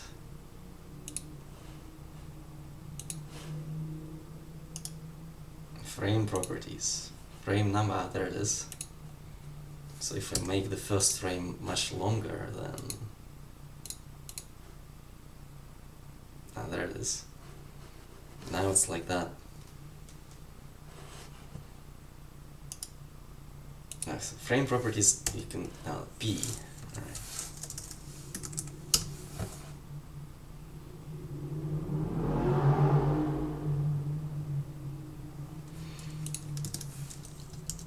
So that's in milliseconds.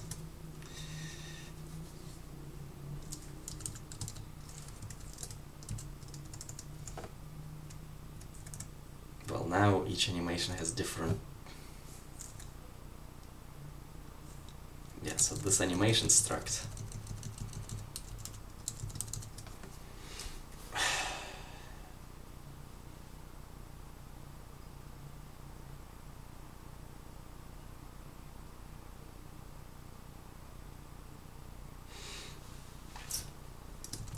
Yeah, so that would have to be an array.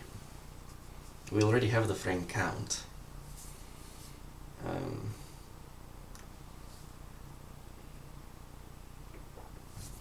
So, like, you know, if we just change it to pointer, but then that has to be stored somewhere.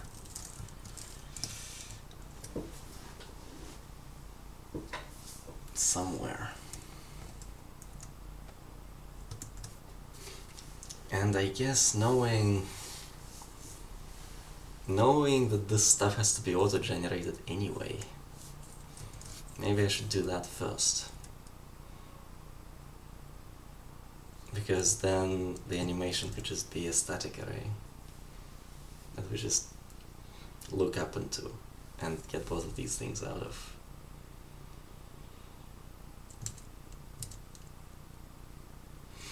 Yeah, I'm gonna go take a toilet break. Let me just open Zoom it. Zoom it. Alright. Mute the microphone.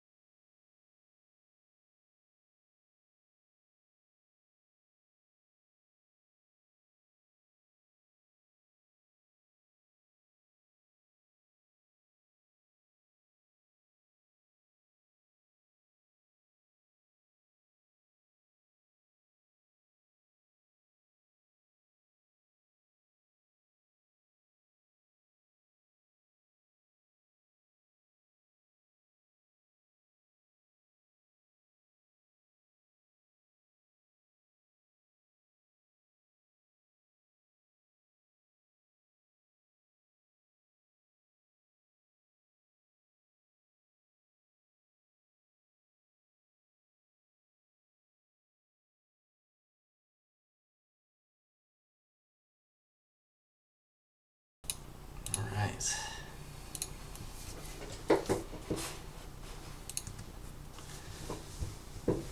Alright, let's see.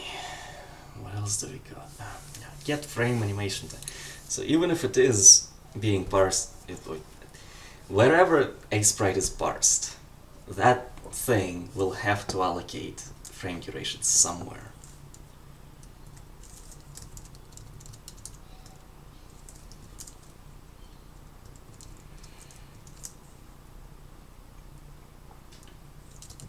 And really come to think of it, animation is just an array of frame durations.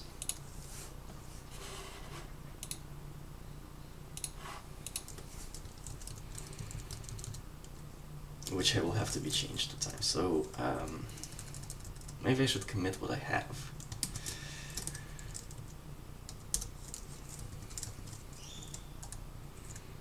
Alright, so this is essentially just like, oh well.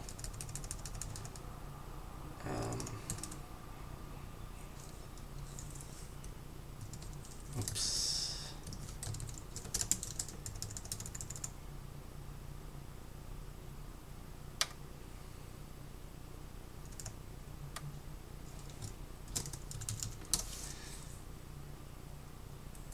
Well, I guess animation update. Commit while you're ahead. Yeah. Animation update start, I guess.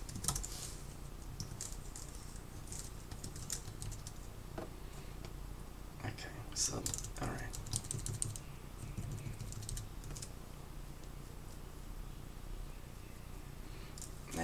Yeah, well, animation star animations. Yeah, that's why I pulled it into a struct, because it's, we need an array. It's an array of arrays. And each internal array has a different duration.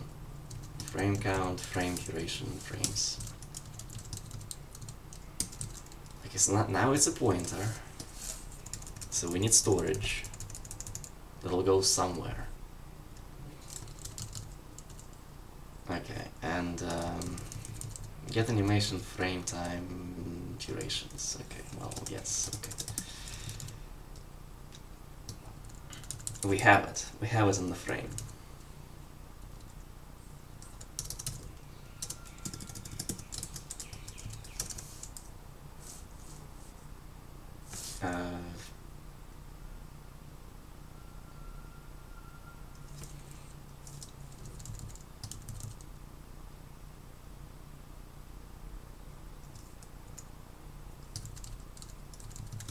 No, I'm advancing the frame pointer, I see. Frame duration milliseconds. Well, obviously this is milliseconds, but that's frames, so that'll have to be synchronized. Although, well, Millicott wants to switch. Okay. Fix this up.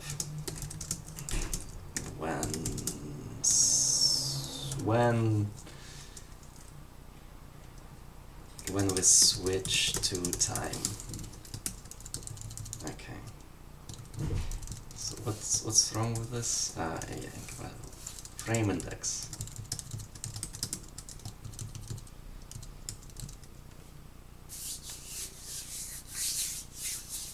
All right.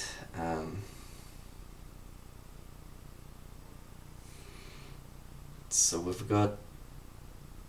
we're storing something there, so of course it's the number of frames. Now we need to, well, first of all we need to allocate storage, because right now that's just gonna crash, because that's a pointer. So we need to allocate storage,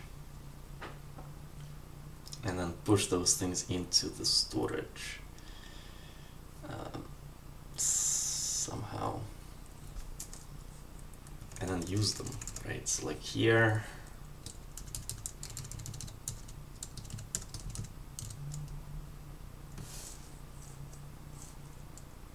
okay, so that'll be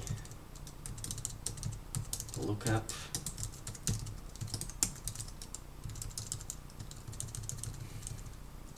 this one interesting animation update. Well, that'll do for now.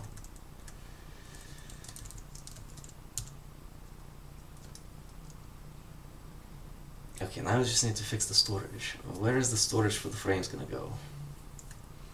Well, we don't know in advance how many frames there are across all the animations, across all the files. So, where are we putting it?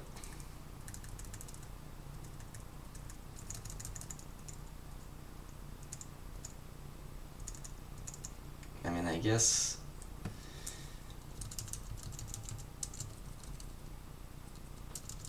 yeah, we don't really need to store an actual like handle to it. We can just allocate it somewhere where it will stay.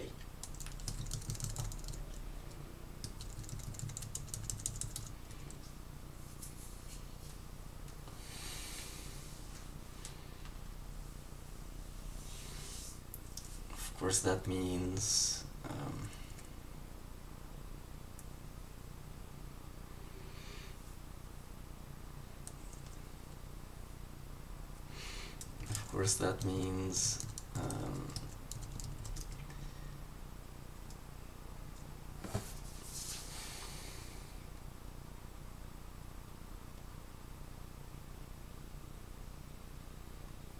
so we're in temp memory. Are we using permanent memory for anything?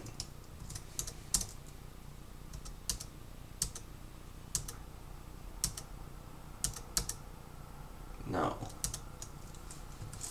So we can just build out that array on permanent memory.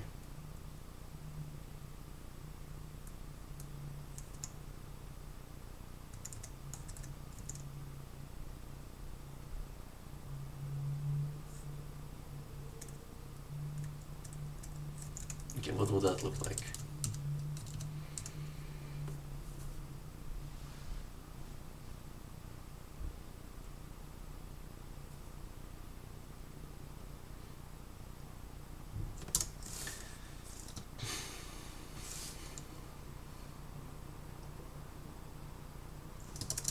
Well, I mean, I guess it'll have to be done outside of any loops. So like here, let's say, frame duration. Well, it has to be dynamic array. Struct frame duration storage. Storage goes in here. Pointer, length, capacity.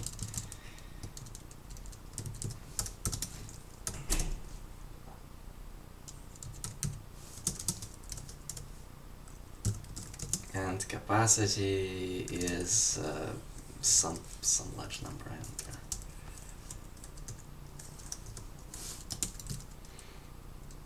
Now we allocate that on permanent memory, so the array doesn't move anywhere.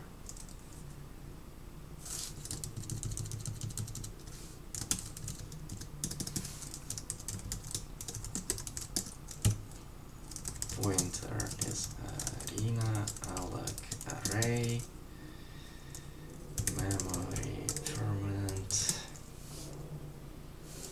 type 32, and count is this capacity.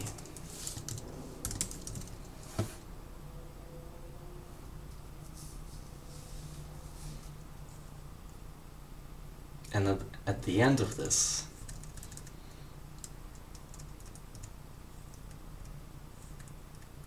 like once we go through all the frames of all the animations, we can just say, oh my god.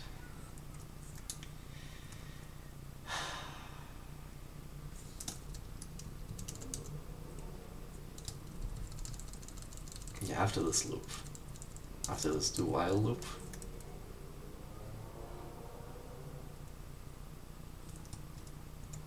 which is like here, there, found it.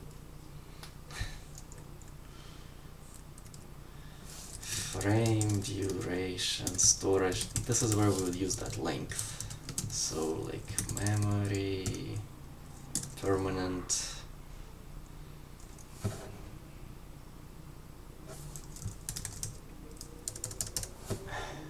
We essentially need to shorten it down to what the array length actually is.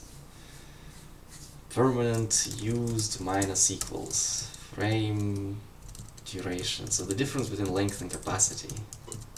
So like capacity minus length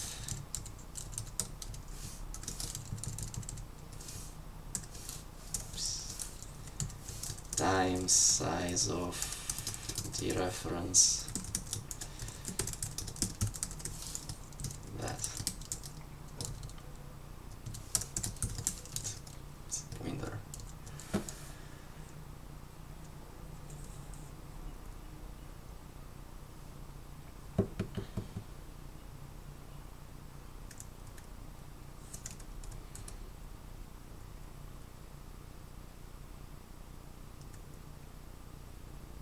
Yeah, that works, as long as we don't use the permanent memory anywhere else, of course, which we aren't doing. Yeah. Alright.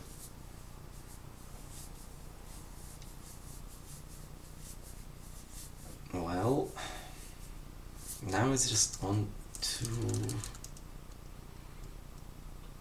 So there's the animation, so this is one file, right? So there's the animation. Yeah, one file corresponds to one animation. We know what the frame count is.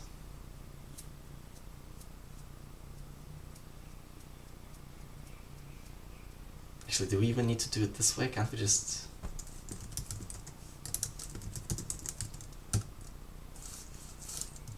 Can't we just do this? Yeah, it's a lot... Yeah.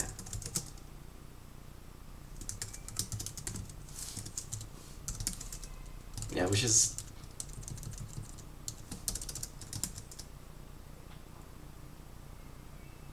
Oh yeah, we would have to do it the other way if we were actually storing anything else on the... Yeah. But we are not. Although, oh man, this is really easy to get wrong though, because if at any point I want to store anything else on the permanent arena, then this will just like... Actually, no, it's fine. No, it will still... It'll just be fragmented. But that's not necessarily a problem. No, this will just work anyway. Yeah. Okay, this is fine. Okay, that allocation was a lot... Yeah, there it is.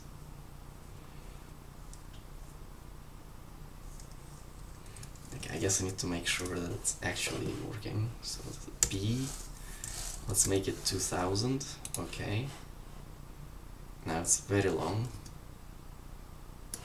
so it should be very obvious.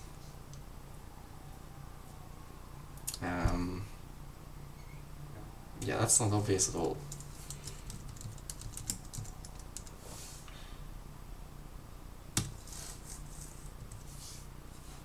What's frame duration in milliseconds? 100. And what's the animation ID? Commando idle. Okay, commando walk 1. 100. Did I not save the file? Is that it? Idle walk 1 is 2000. Yeah, now I saved the file.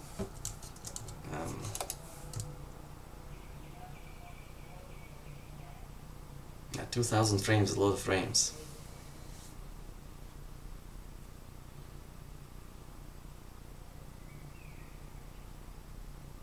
Yeah, there it is. Okay, well, at least it's working. Go back to 200.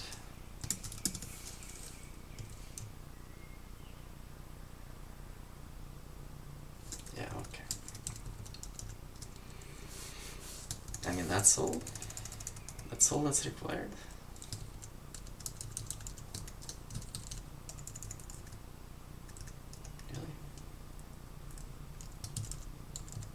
that's all. Alright.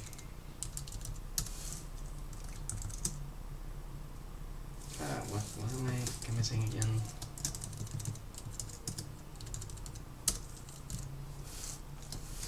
Change the time, yeah.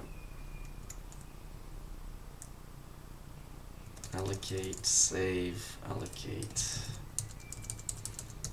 update, lookup, alright.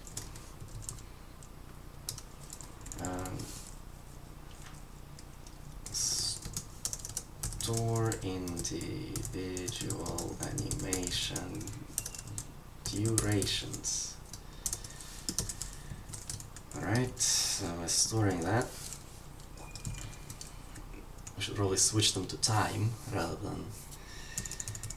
we're gonna have to track time anyway. So what time is it anyway? I've got 15:52. Well, I mean, I could start on time. That's not really... It doesn't take a lot. It doesn't take a lot. Extract. Okay, we need to query performance frequency. Wait, what was that? Query performance update.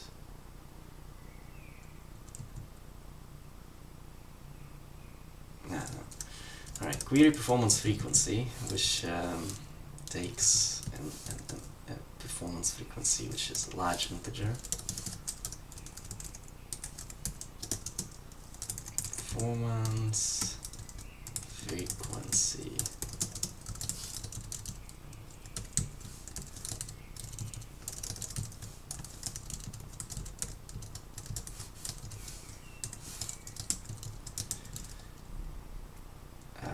Large integer performance frequency, query performance frequency, and then we just query performance counter.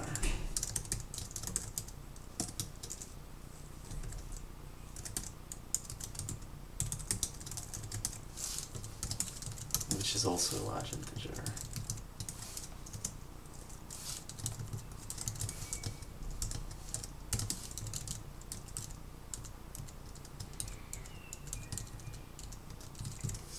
Okay, so that's really all we have to do. Now, performance frequency is it like per second, or what is this? Per millisecond?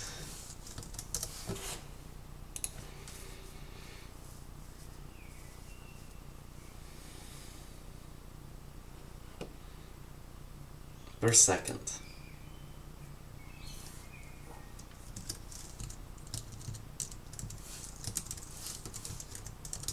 Per second. That's our performance counter, so we just need to query that at some point.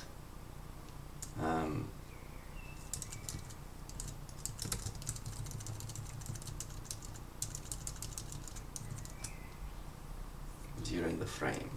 Well, presumably before the update. Because we need to know what the delta time is.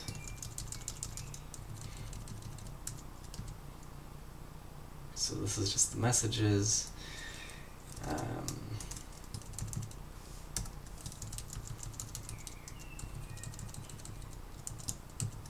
What we really want is like milliseconds since last update. That'll probably be the easiest to work with.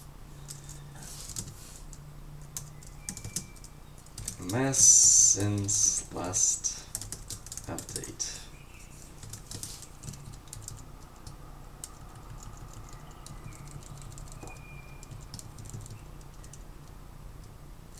Well, I mean, it's not... Yeah, we actually have to work that out.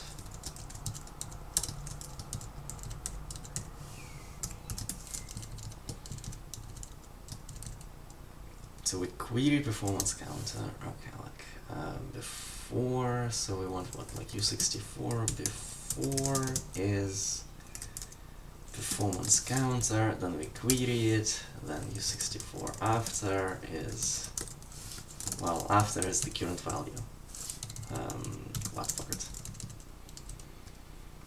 So that's the before, now we query it. Now we have the after, so we have the diff is the current value quad part minus the before, and well, ms since last update would be just cast it to a float diff and divide by frequency. Well, that's per second though, so I guess multiply by 1000.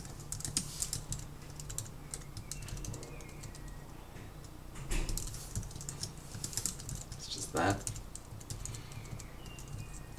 Okay, there's the milliseconds.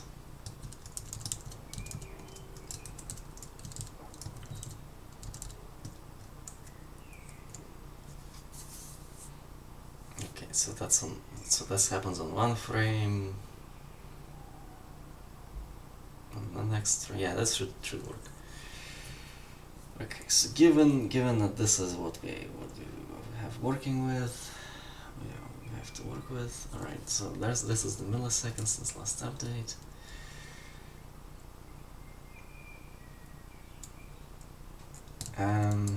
Well, first of all, this movement can be made non-frame dependent. Delta x, well, if this is like per millisecond, we know how many milliseconds have elapsed. So like times ms since last update. Let's say it's 0.1 per millisecond. Of course, that's going to be a lot faster now. Okay, so delta x is now not frame dependent, kind of. Animations. Okay, so frame duration in frames has to change. The frame duration probably in milliseconds, which means in ms. Yeah.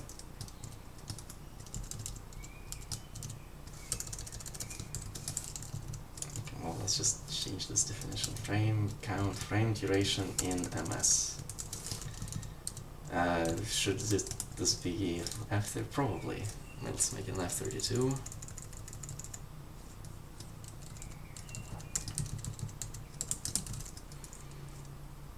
There's the frame duration in milliseconds. It'll just cast it here from the integer. That's fine.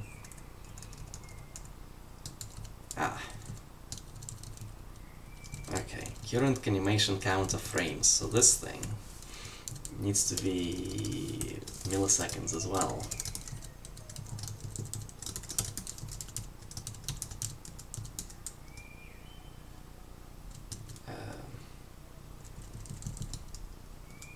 Yeah, so whichever frame we are on.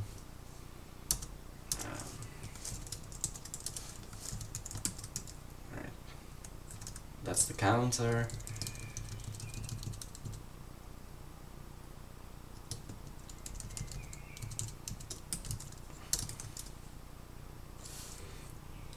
Counter ms plus equals ms since last update. So just add that to it.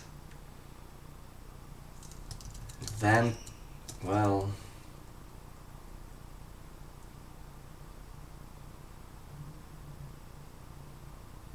or maybe we should compare first.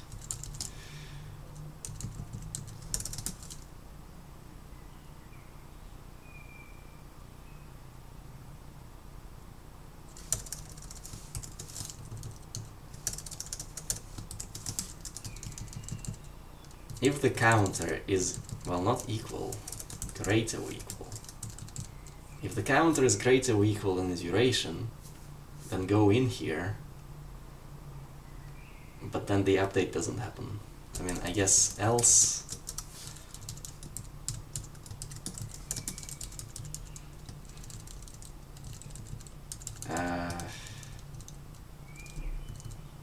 Actually, we don't need this first condition anymore. There. So if the counter exceeds what it's...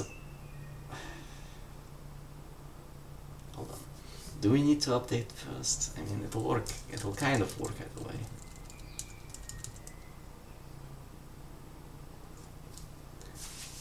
I guess we can assume that since last update,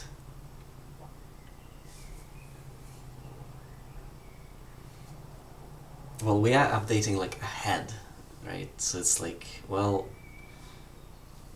so if we're conceptually updating ahead, then what we are setting it to is going to be true for the next frame. So the first time we come in here, counter the very first frame, the counter should be 0. Yeah. So compare, advance, reset.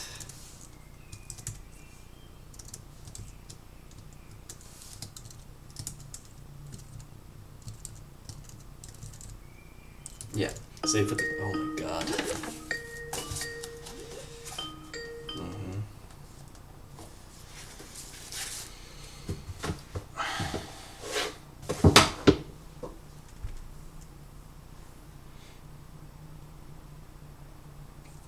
Advance, reset, otherwise just increment by milliseconds since last update.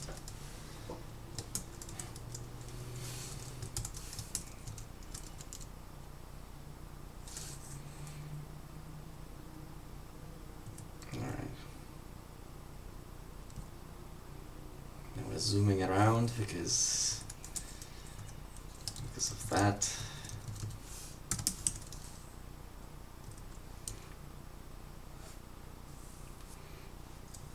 Alright, and if we go in here and modify this to be 200,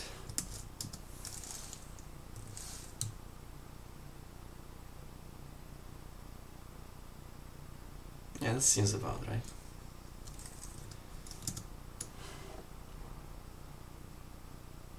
Yeah, seems about right. Okay, so what other to-dos do we have in general? Autogen, compress, well, maybe.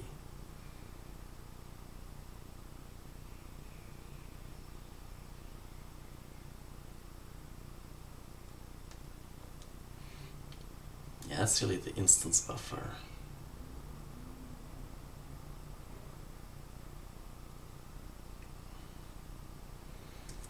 Autogen again, and kill focus message. Okay, well, not that much. Yeah, let's switch the walk back to 20.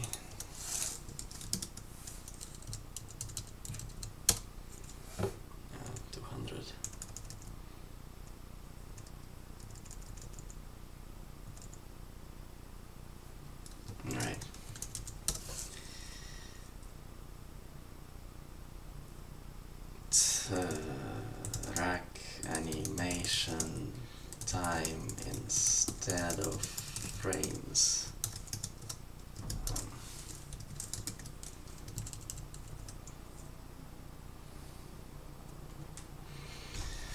Right, well, that's all for today. Thanks everyone.